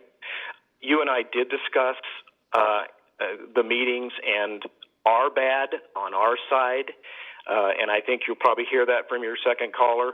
We did not have any of those meetings, and that's our mistake. And I can guarantee you, just like I did the other day, I've already had a conversation with the president of the association and a few other people, and we'll put together a meeting whenever you guys want. We'll make sure that Vice Mayor Lutz is involved, and certainly I apologize as a liquor dealer for not making sure this happened. And I really appreciate you giving me the time to speak with you this evening. Yep, Mr. Reed, just to add to that, that my discussions with the president also was that I understand you do not have a meeting on a monthly basis, and there are months that you guys take off. The suggestion that I made was that maybe even email correspondence with everybody involved in that group to include Vice Mayor Lutz, should go out. If there's nothing that needs to be discussed, that's perfectly fine. But when situations like this come up, it would afford her a avenue to communicate with everybody in that organization what is coming, and maybe then a meeting could be determined whether it needs to be had or not.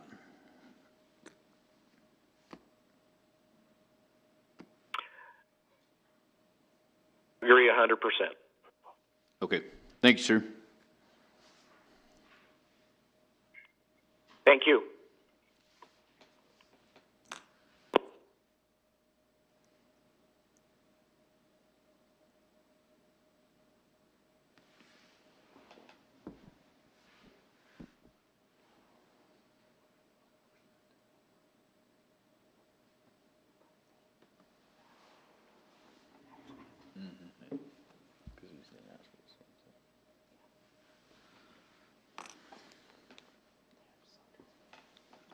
Yeah. I think we have two more, actually. We have Mr. Galloway on the line. Okay. Mr. Galloway, can you hear us? I reside at. Yes, I can. Can you hear me? I'm sorry. Yep. Go ahead, sir. Mr. Mayor, can you hear me? Yes, sir. Go ahead. My name's Matt Galloway. I reside at 71 Magnolia. Oh, can you hear me now? Yep, we have you. Go ahead. Mr. Mayor, can you hear me? Yeah, I've got you. There's a little bit of a lapse there, Matt, so go ahead. Matt Galloway, I reside. Let me, I was trying to use earbuds to help. Let me try and maybe jump out of those. Is it on my end? Are you there? Yep, we're here. Okay, can you hear me, Mr. Mayor? I've got you. Go ahead, Matt. No? Go ahead. Do you have me now? Okay, Mr. Mayor, Matt Galloway. I reside at 71 Magnolia. I am the acting president of the Natrona County Liquor Dealers. First and foremost, want to take full responsibility for the lack of communication on our end. Tragically, I've been overwhelmed with owning 3 bars and haven't had these meetings as frequently as we should, and have didn't not include the vice mayor, but truly just never had a meeting to include her in. I will admit that generally, we meet when there is some sort of issue that we need to take part in, and unfortunately, we didn't know about this. But again, I take full responsibility for that. So I wanted to air that out. And let you know that we will be eradicating that and fixing those issues effective immediately, and I appreciate the conversation we had earlier. I would echo what Mr. Reed said. Just to clarify, are you guys getting me still? Is everybody hearing me? Yep, we've got you. Mr. Mayor? Okay, I'll continue to speak then. I would like to echo what Mr. Reed said, and that I would appreciate if any way we could table this where we could have some communication between a few of us and all of or part of the council. Specifically, obviously, the vice mayor, because she has been elected to come into our forum, and I would love to do that. A couple of my issues, real briefly, are certainly the minimum of 5 days a week, 8 hours per day. I think that presents a few different problems. I will say specifically, if I, for instance, wanted to take the Gaslight Social and maybe get rid of the food element and wanted to become more of a venue/club, I wouldn't necessarily want to be open on a Sunday, Monday, Tuesday. This would prevent me from doing that. And I would hope, especially with a full retail license, we would be afforded those opportunities to do that. Now, I would certainly understand, with city-issued ones, such as bar and grills and restaurants, if you guys wanted to have these restrictions. And I obviously get what this is all about, and about inspiring individuals that aren't necessarily utilizing their licenses accordingly and or parking them to do so. And I would stand behind you in that as well. I also have a couple reservations and some trepidation with regards to the open container. Having worked with the chief for many months on the overconsumption issue, and having really put a lot of protocols in place to battle that problem. I think that certain open container evenings could cause problems with that. My suggestion would possibly be limited number of open containers, but not necessarily steering into the direction of doing them every evening. I think it would present a serious problem for us, and I think that we would actually see a decrease in liquor and beer sales as those individuals might start bringing their own. They might start showing up already having consumed, and I think it could present some serious issues. So that's another conversation I think we could have by tabling this. The other thing I would have is having, I own a bar obviously downtown, so I'm affected in a positive fashion, but also having bars on the west side and a bar on the east side, I would kind of be on the outside looking in on these open containers, and there would be some reservations I would have with that as well. I'm probably approaching my 5 minutes, so I'll kind of cut it short there, but I have a great deal more to speak on this topic, and that's why I would love an opportunity. I didn't realize it was 25 pages. I kind of perused it, but that is very vast and expansive. I think this is something that we would like to take the time to go through as liquor owners, or liquor dealers, excuse me, and then have discussions with those represented by the City Council. Thank you. Thank you. Does anybody have any questions for Mr. Galloway? Councilman Hopkins. Thank you, Mr. Mayor. Mr. Galloway, I too share some concerns about the open container area. First of all, I think it's pretty widespread. But the other thing is literally the insurance. And one of the things I thought about, and this may be something for your group to consider later on, you have to have a wristband, a rubber wristband from the vendor you bought your liquor from. Now, you may be able to go get a wristband from different vendors, but that makes each vendor have an insurance policy that they can sell liquor in an open container area. If somebody does not have a wristband on, that means the liquor came from outside. But you guys are going to be held responsible for it. So that's just one concept that might be discussed if and when we get together in a meeting. And quite honestly, Mr. Mayor, I would volunteer on that committee with Councilman Lutz. Thank you. Thank you. Any other questions? Okay.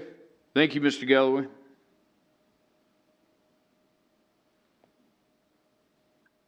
Thank you, Mr. Mayor.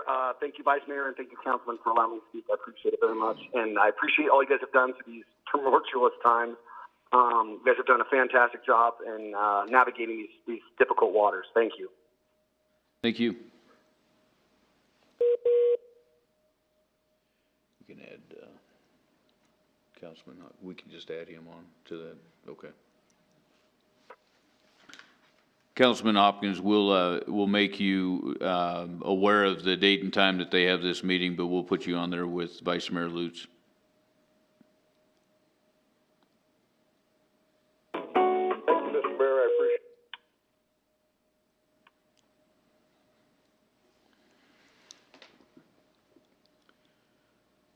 I think we have one more, I think.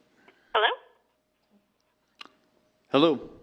We have a caller on the line. Okay. Hi, this is Jamie Bates, 209 Indian Paintbrush.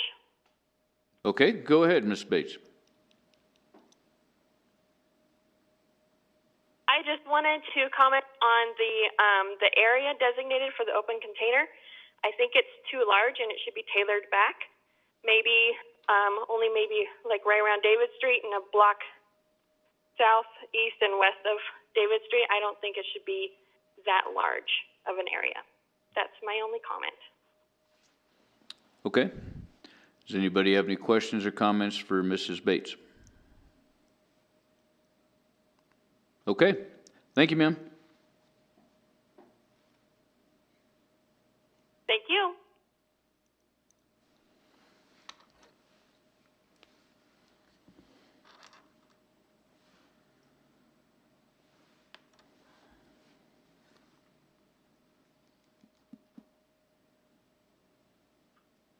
We have no other callers. Okay, thank you. There being no one or no others to speak for or against the issues involving liquor license and open container permits, I now declare the public hearing closed. Please read the ordinance by title only. An ordinance updating and amending sections of Chapter 5.08 of the Casper Municipal Code. Chair would entertain a motion to approve on first reading the ordinance just read. So moved. Moved by Councilman Huber, second by Councilman Bates. Any discussion?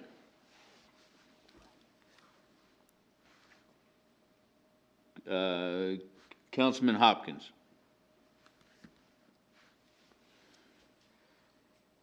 Thank you, Mr. Mayor. I agree we need to continue to move forward with this, but I don't think we can make much progress until we have time to have discussion with the people that are in business and some of the people that are outside, literally, to see if we can kind of fix some of the issues that we brought up here earlier. And therefore, I would request that we move to table this until such time that we can hold public meetings with good public input, not electronic meetings. And I don't know if that's a date certain, but the bottom line is this is a very difficult issue, and there are a lot of people who want to speak on it. And I guess I would like to at least throw a motion out there to table this until such time that we can have public meetings with real public input and not electronic input. Okay, Councilman Powell. Thank you, Mr. Mayor. I'm fine with tabling, but I think we should table to a date certain. If we are going to go to a open container relaxation procedure, we'll need to do that by the end of May at the latest if it's going to have any usefulness this summer.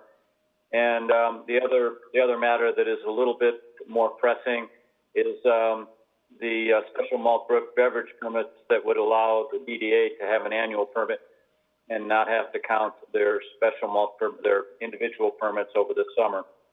So I realize that these are significant changes, and I'd rather get it all done at once. I think Mr. Henley and Carla have done a great job with this, but I'm not comfortable waiting as long as Councilman Hopkins is suggesting.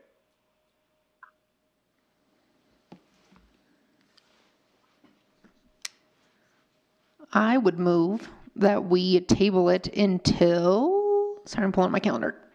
May 5th. What? May 5th. May 5th. Is that the next council meeting?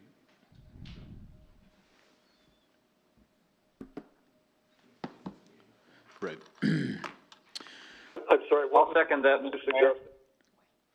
Okay, so a motion's been made by Vice Mayor Lutz to table it to May 5th, a date certain, and it's been seconded by Councilman Powell. Any discussion? Councilman Huber? Yeah, Mr. Mayor, I think that, not to be a stickler for procedure or anything, but I think that Councilman Hopkins had made a motion to table, so that either needs to die for lack of a second, and then we could move on with Vice Mayor's motion or something. We've got two motions on the table right now. I don't think he formally. Councilman Hopkins.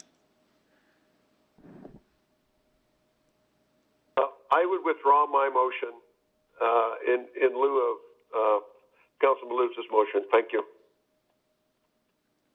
Okay, so Councilman Hopkins withdrew his motion. The motion is on the table then for Vice Mayor Lutz's motion to table this until May 5th, a date certain, and that was seconded by Councilman Powell. Any further discussion? Okay, call the roll. Councilman Kathy.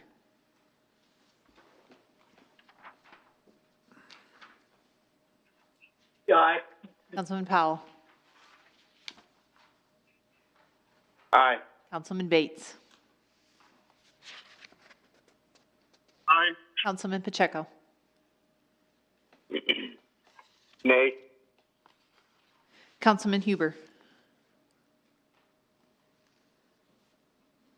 Aye. Councilman Hopkins. Aye. Vice Mayor Lutz. Aye. Mayor Friel. Aye. With Councilman Pacheco voting nay, motion to amend, motion to table till May 5th. Motion to amend passed. Motion to table. Okay, now we're done there. All right.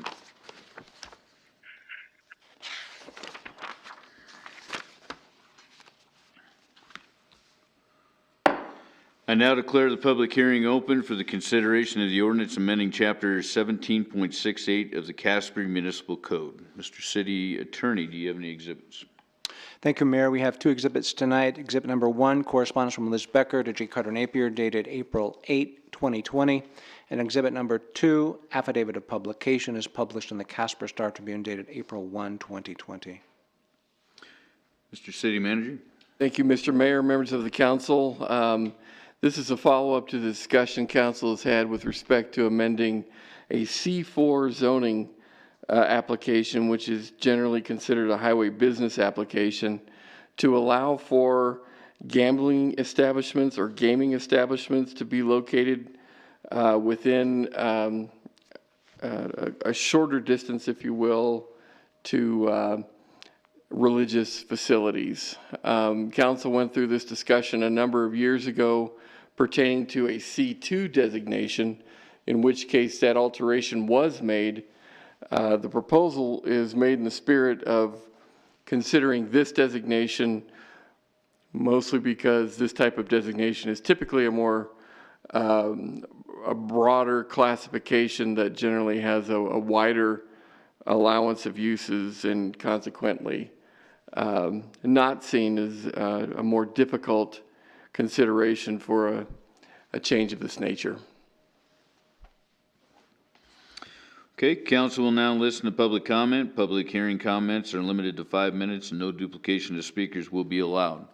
The public comment phone number is area code 307-235-8215.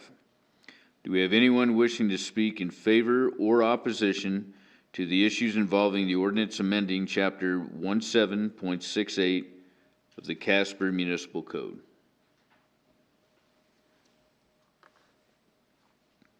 We have no callers. Okay. There being no one to speak for or against the issues involving the city ordinance or the ordinance amending Chapter 17.68 of the Casper Municipal Code, I now declare the public hearing closed. Please read the ordinance by title only. An ordinance amending Chapter 17.68 of the Casper Municipal Code pertaining to gaming, gambling in the C4 Highway Business Zoning District. The chair would entertain a motion to approve on first reading the ordinance just read. So moved. Moved by Vice Mayor Lutz.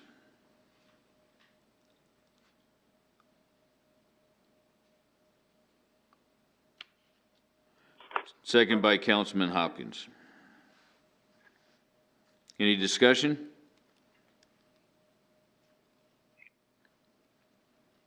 Any amendments? Please call the roll and record the vote. Councilman Kathy. Aye. Councilman Powell. Aye. Councilman Bates. Aye. Councilman Pacheco. Aye. Councilman Huber. Aye.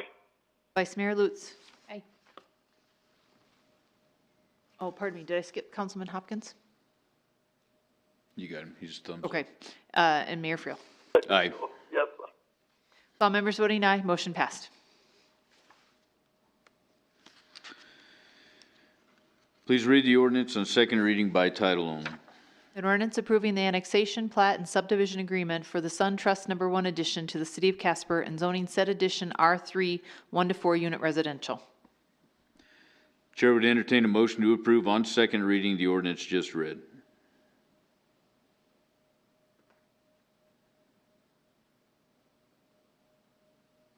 So moved. Moved by Councilman Huber.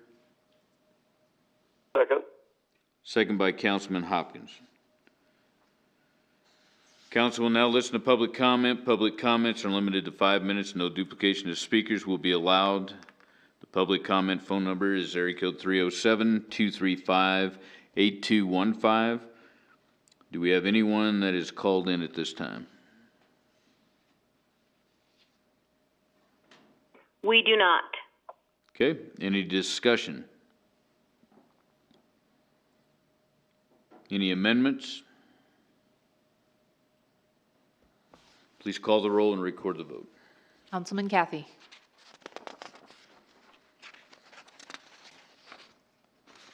Aye. Councilman Powell. Aye. Councilman Bates. Aye. Councilman Pacheco. Aye. Councilman Huber. Aye. Councilman Hopkins. Aye. Vice Mayor Lutz. Mayor Friel. Abstain. With the mayor abstaining, all those voting aye, motion passed.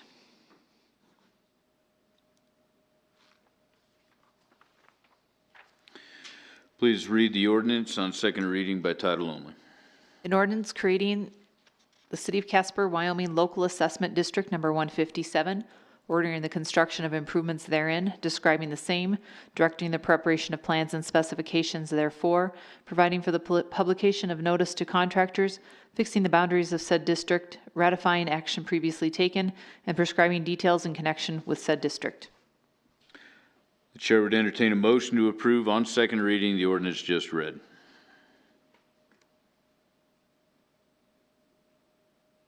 So moved. Second. Who moved that? Oh, Powell. Powell, okay. Moved by Councilman Powell, second by Vice Mayor Lutz. Council will now listen to public comment. Public comments are limited to 5 minutes and no duplication of speakers will be allowed. The public comment phone number is 307-235-8215. Do we have anyone that is called in at this time?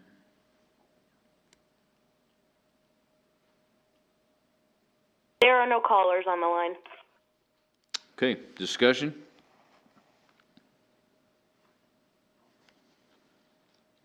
Any amendments?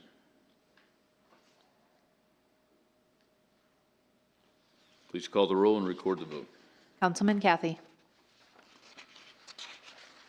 Aye. Councilman Powell. Aye. Councilman Bates. Aye. Councilman Pacheco. Aye. Councilman Huber. Aye. Councilman Hopkins.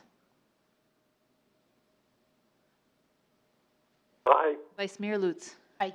Mayor Friel. Aye. All members voting aye, motion passed. Please read the consent resolutions by title only. Item 9A1, a grant application to the U.S. Department of Transportation for a 2020 Build Transportation Discretionary Grant for Midwest Avenue improvements. Item 9A2, approving and adopting the 2020 Casper Area Wayfinding Master Plan. Item 9A3, the vacation and replat creating Elkhorn Village Addition Number 2 and the associated subdivision agreement. Item 9A4, weed trash cleanup contract with AAA Landscaping. Item 9A5, weed trash cleanup contract with B&B Sales and Service. Item 9A6, weed trash cleanup contract with Brian's Go-To Service. Item 9A7, weed trash cleanup contract with Wyoming Longhorn Landscaping. Item 9A8, a vacation and replat creating the Irwin Addition and associated subdivision agreement. Item 9A9, a contract with an installation and service company for East 21st Street reconstruction project. Item 9A10, a contract with TDS Construction for the Casper Event Center walk-in cooler and freezer replacements project. Item 9A11, agreement with Advanced Casper for a federal grant writing partnership with Sustainable Strategies. Item 9A12, a memorandum of understanding with the Bureau of Land Management for the Platte River Revival.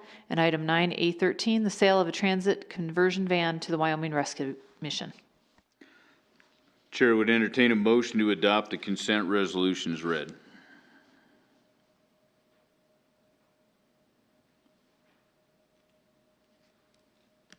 moved, Hopkins. Moved by Councilman Hopkins, Second. second by Vice Mayor Lutz. Mr. City Manager, would you like to comment on any of the items? No, thank you. Okay, and I'm going to abstain from item 9A4. Please call the roll and record the vote. Councilman Kathy. Aye. Councilman Powell.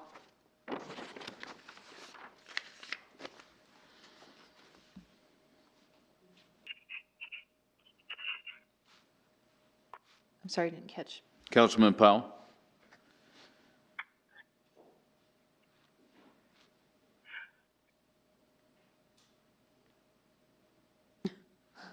Thank you. Councilman Bates. Aye. Councilman Pacheco.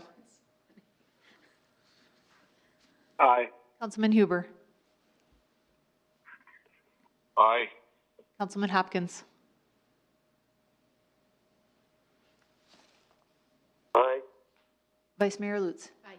Mayor Friel is abstaining from item 9A4. Any Aye. other? Aye. With abstention of the mayor noted, motion passed. Council will now discuss the minute action for the Casper Council for People with Disabilities.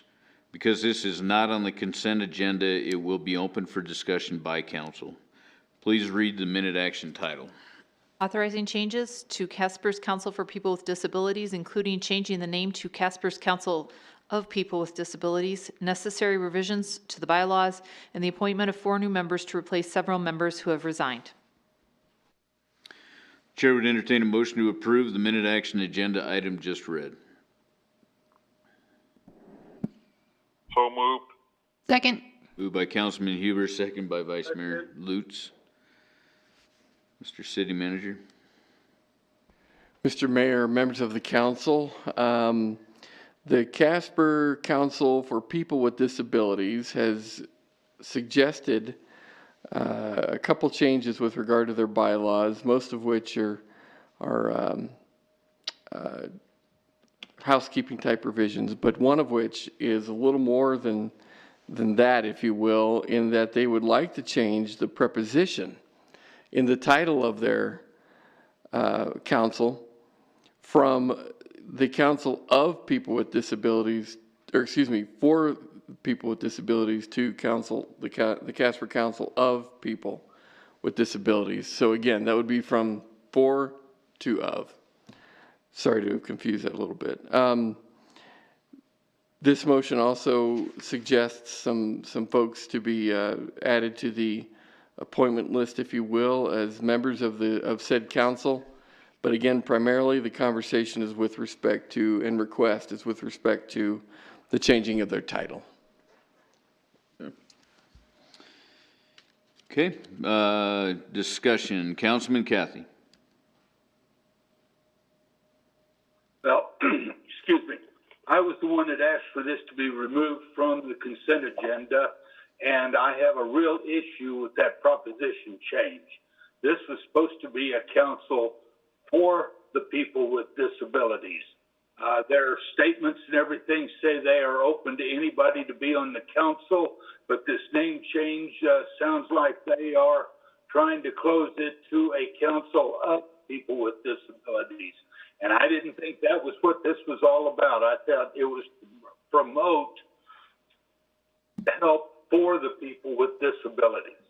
And I do not agree with that change of prepositions. Mr. City Manager, do we know the reason behind the change? Mr. Mayor, we do have Zulima Lopez on the phone. She serves as our staff liaison and is actually an officer in the organization. And I would probably want to defer to her to give us a little more insight into this, if that's okay. Sure, absolutely. Ms. Lopez? Mayor? Yes, Mayor, can you hear me? Yes, we have you. Perfect, thank you. So CCPD, which we refer to ourselves as the Casper's Council for People with Disabilities, has made this request to change the proposition, mostly because one of the things that we really try to emphasize and celebrate as a council is self-advocacy for people in the community with disabilities. And so they feel very strongly that in order to represent that they are self-advocating, that the name be changed to that up. Okay, thank you. Councilman Powell. Thank you, Mr. Mayor. In response to Councilman Cathy's concern, I guess I'd like to point out it really is not a confrontational matter. All too often, people with disabilities do have other people speaking for them, and it often feels as though they are being treated, in a kind of a paternalistic manner. And so I believe the reasoning, and Zulima, I think, said this very well, but the reasoning is that they want to sort of take charge of their own destiny in a way and not so much exclude other people, but say, we have to take care of ourselves, and we want to advocate for ourselves rather than have other people advocate for us, sort of as though we're unable to do so. So it's really sort of a self-empowerment thing rather than we want to exclude anybody who isn't disabled.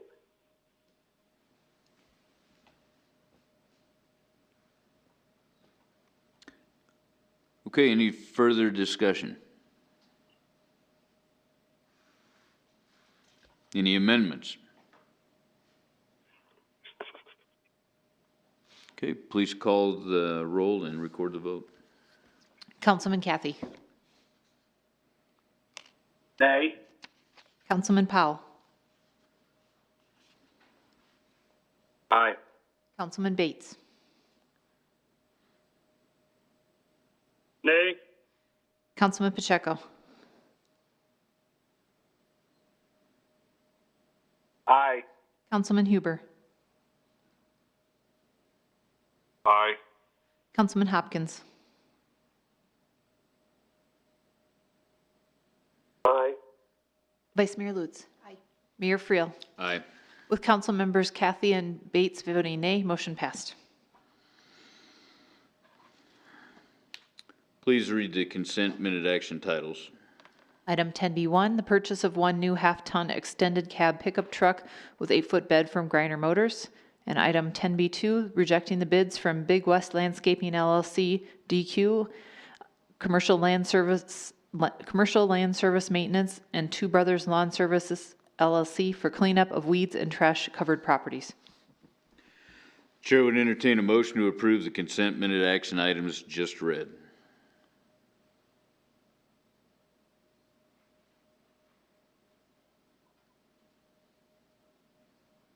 So moved. Moved by Councilman Cathy, second by Councilman Hopkins. Please call the roll and record the vote. Councilman Cathy. Aye. Councilman Powell.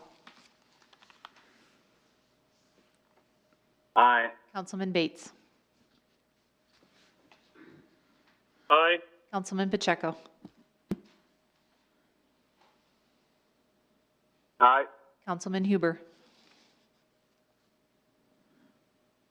Aye. Councilman Hopkins. Aye. Vice Mayor Lutz. Aye. Mayor Friel. Aye. All members voting aye, motion passed. This time we ask council members to bring forward relevant concerns or items of interest. This evening we'll start with Councilman Huber.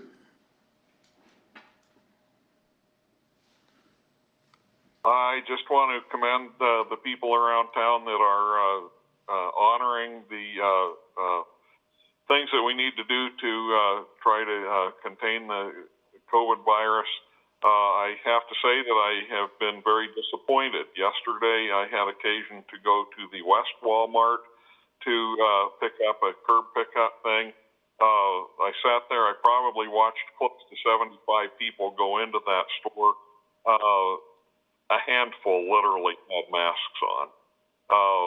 And another thing that I would also suggest to people is that a whole carload of people don't have to go into the store to pick things up. If they do that, they are exposing numerous people to possible infection, as opposed to just exposing one person to possible infection. Well, I understand if you have small children, you can't leave them unattended in the car, but it is very disappointing that people are have just a very cavalier attitude about this. And I'm not picking on Walmart as a merchant, but I also was at the East Walmart for a curb pickup today and saw the same thing going on there.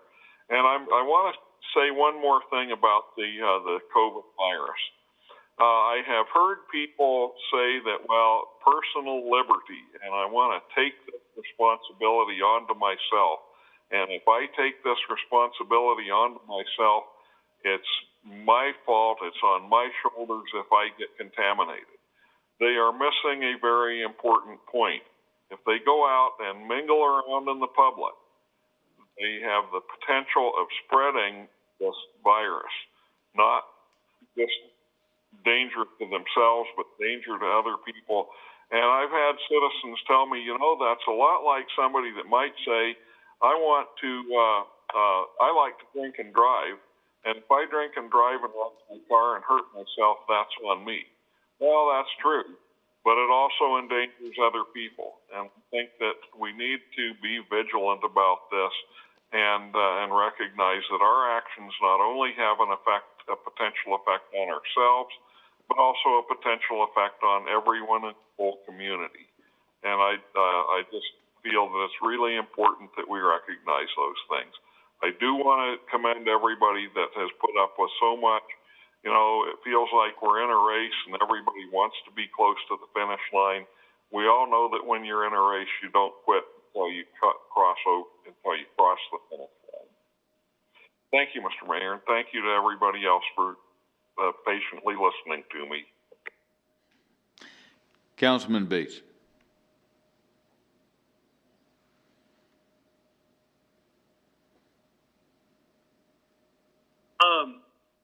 There has been several meetings to do by Zoom or like this virtual, but I have not been able to get on or been able to attend due to changes in my job. So I just want to say that there has been some, like the Casper Housing Authority has, and I think there's one coming up this Wednesday. That I'm going to try to meet it, but FYI, with everything that's changed, that has kind of changed for right now as well. The other thing I want to point out is to, I guess, the public of the templates that the health department is issuing is to a point we support it, but it is not by us, it is by them. And they have the choice to follow through with that. So everybody knows that that is them choosing to, but we do support it. And so I just wanted to point that out. Thank everybody for following the ordinance I have and being respectful with others. I have seen a lot of people trying to keep their distance while they're in stores. Menards especially, I've seen a lot of people just trying to keep a distance. So just thanks to our community working together.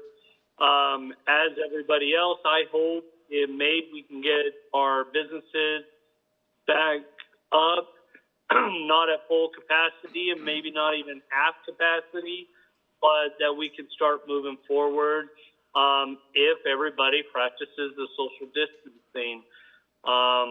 Mayor, you've been doing a great job informing everybody on things, and I just wanted to tell you I think you're doing a good job, and thank you for everything. Thank you. Councilman Cathy.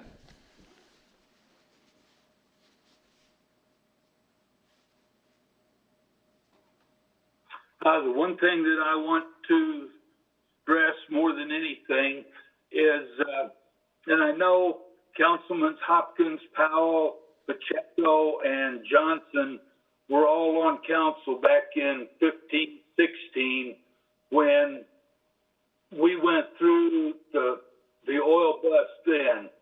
And I know basically a lot of people have taken their focus off of our oil and gas business due to the COVID-19 virus. But we are back at 6 rigs in this state right now, which is where we were back in 2016. And oil prices are well under $20.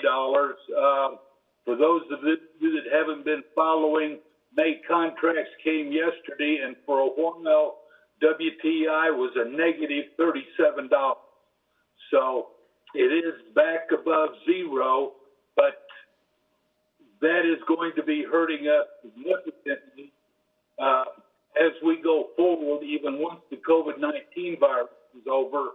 So I want to stress again that we need to watch the dollars we are spending, because the state is in as bad or worse shape than we are due to the coal and now this, and we need to be careful that they don't wind up cutting our direct distribution money even. So we are going to have to really tighten our belts coming up here in budget.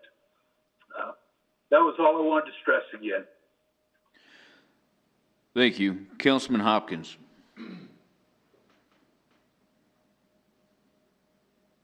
Thank you, Mr. Mayor. I can only echo what Councilman Huber and Councilman Cathy has said.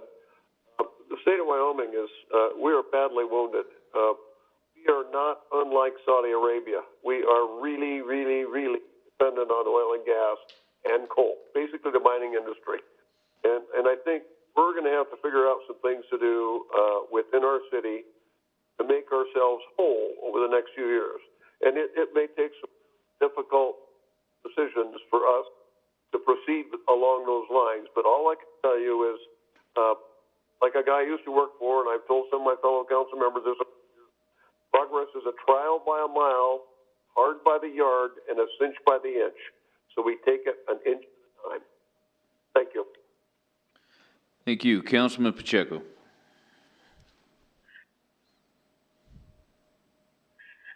Nothing tonight. Thank you. Thank you. Councilman Powell.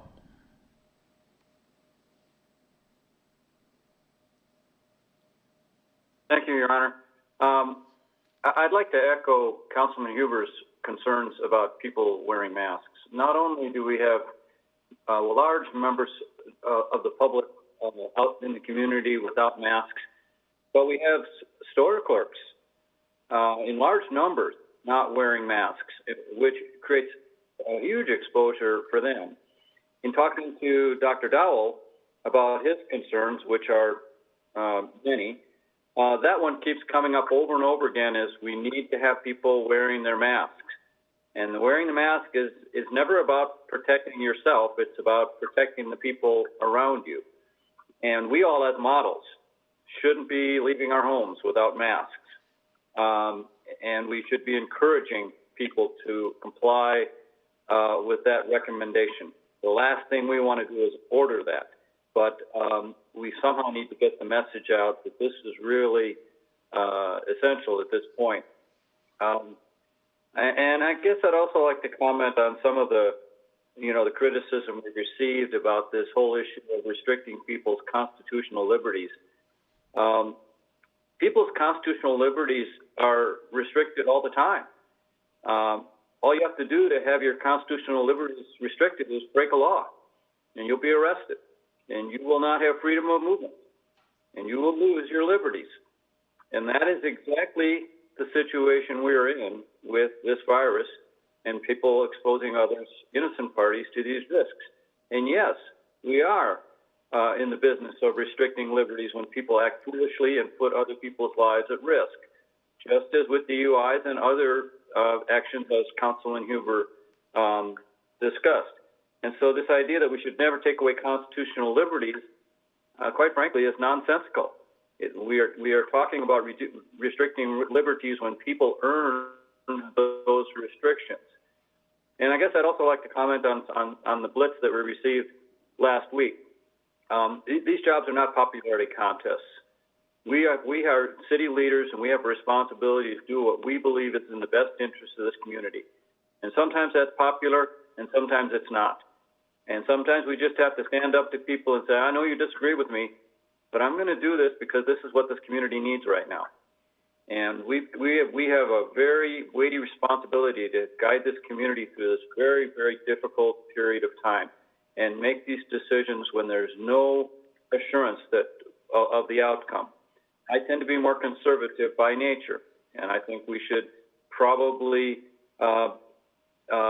resist some of these pressures to quote unquote open up the economy before we have all the testing protocols in place and all the other things that need to be there before it will really be safe. And so that's certainly my opinion, but we all have to steel ourselves and sometimes take some hits because we just know that this is what the community needs right now. And I think we've done a good job. I agree that Mayor Friel's done a good job. Hopefully we can remain a state with very low rates of infection, and I hope that continues. So let's carry on. I think the community's doing well, but let's emphasize the need for masks. Thank you. Vice Mayor Lutz. I think everything that I would probably say has been said, so I'm good tonight. Thanks. Okay. What I'm going to add tonight is last week, I think it was Friday, we opened up a portal here through the city to get public input. The idea behind it was forward thinking. At some point in time, we're going to open up and go back to business. And I'd like to say business as usual, but I'm sure that's obviously this all changed. So forward thinking and opening that portal up, I think it was between Friday and Saturday at noon.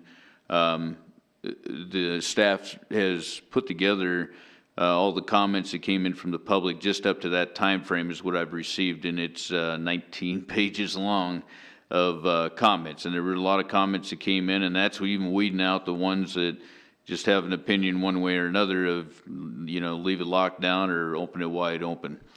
People that actually had good input. So I'm sure we've still got a ton of comments that I have not been put together, that I have not seen yet. But with that being said, what I want to move forward on is a group that would include the city manager, myself, some staff members to help us put this together. But then I've also, I would like to have Vice Mayor Lutz, Councilman Pacheco, and Councilman Powell be a part of a group that we're going to go through all of these items that have been presented to us and put a plan together to reopen. This may be an activity that goes all to none. The governor may do what he wants to do on the 30th, and this may be just an exercise for whoever sits up here in the future and goes through the same thing we're going through now. But I want to have a plan in place on the off chance that maybe it's cast back onto municipalities as far as how we want to go about opening our own communities up. And so I want the best ideas put into place and have a plan ready, because I really don't think we have a plan being put together by anybody. So I want to take the lead on this, and with the community's input, our input, we'll certainly ask all the people in our leadership meetings in the mornings, as far as doctors and the county commissioners and leaders of the school and the hospitals, to give us their input. But I would like to build a plan on what that looks like when we start opening and how we open. You know, do we do it in phases? You know, social distancing involved. I've had a lot of great comments brought to me from beauticians and barbers on how they would want to go about opening their business, and it's not just flip the switch on, let's go back to work. It's constructive in the sense of social distancing and maybe half the booth spaces that they normally have and whatnot. Same thing with gymnasiums. I had one of the bigger ones contact me and tell me that 3 people per 1,000 square feet, and they had all kinds of things put in place to include 30-some sanitation locations for hand sanitizer and whatnot. So I want to take all of this information that we've been provided, the thoughtful approach that each of the council members and staff members will have, and basically put a blueprint on what it's going to look like for the day that we open this city back up, and the avenue that we take. So I think if everybody that I mentioned is good with that, we'll get a date out that's going to be like real soon here, because I want to get working on this sooner than later. If you can't be a part of it, the ones I mentioned, please let me know, and we'll find a substitute to put in your place. But that's the direction that I want to head with things. So, Mayor, did you have 4 or 5 council? 4, not 5. Thank you very much. Right. Yep. We have 4. So, with that being said, the next meetings of the City Council will be a work session to be held at 4:30 p.m. Tuesday, April 28th, 2020, and a regular council meeting to be held at 6 p.m. Tuesday, May 5th, 2020, with the location of these meetings to be determined. A notice of an executive session to take place at this date and during this meeting was given. We have a matter to discuss regarding land acquisition. Therefore, the chair would entertain a motion to adjourn into executive session, and at the conclusion of that executive session to reconvene this regular meeting solely for purposes of adjournment of this regular meeting.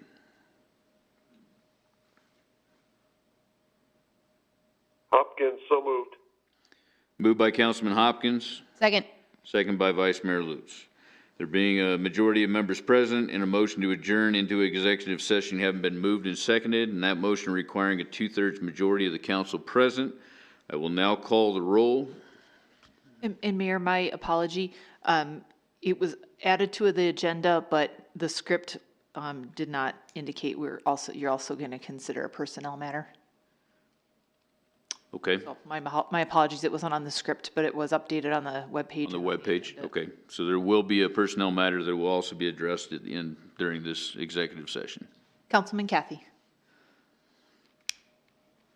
Aye. Councilman Powell.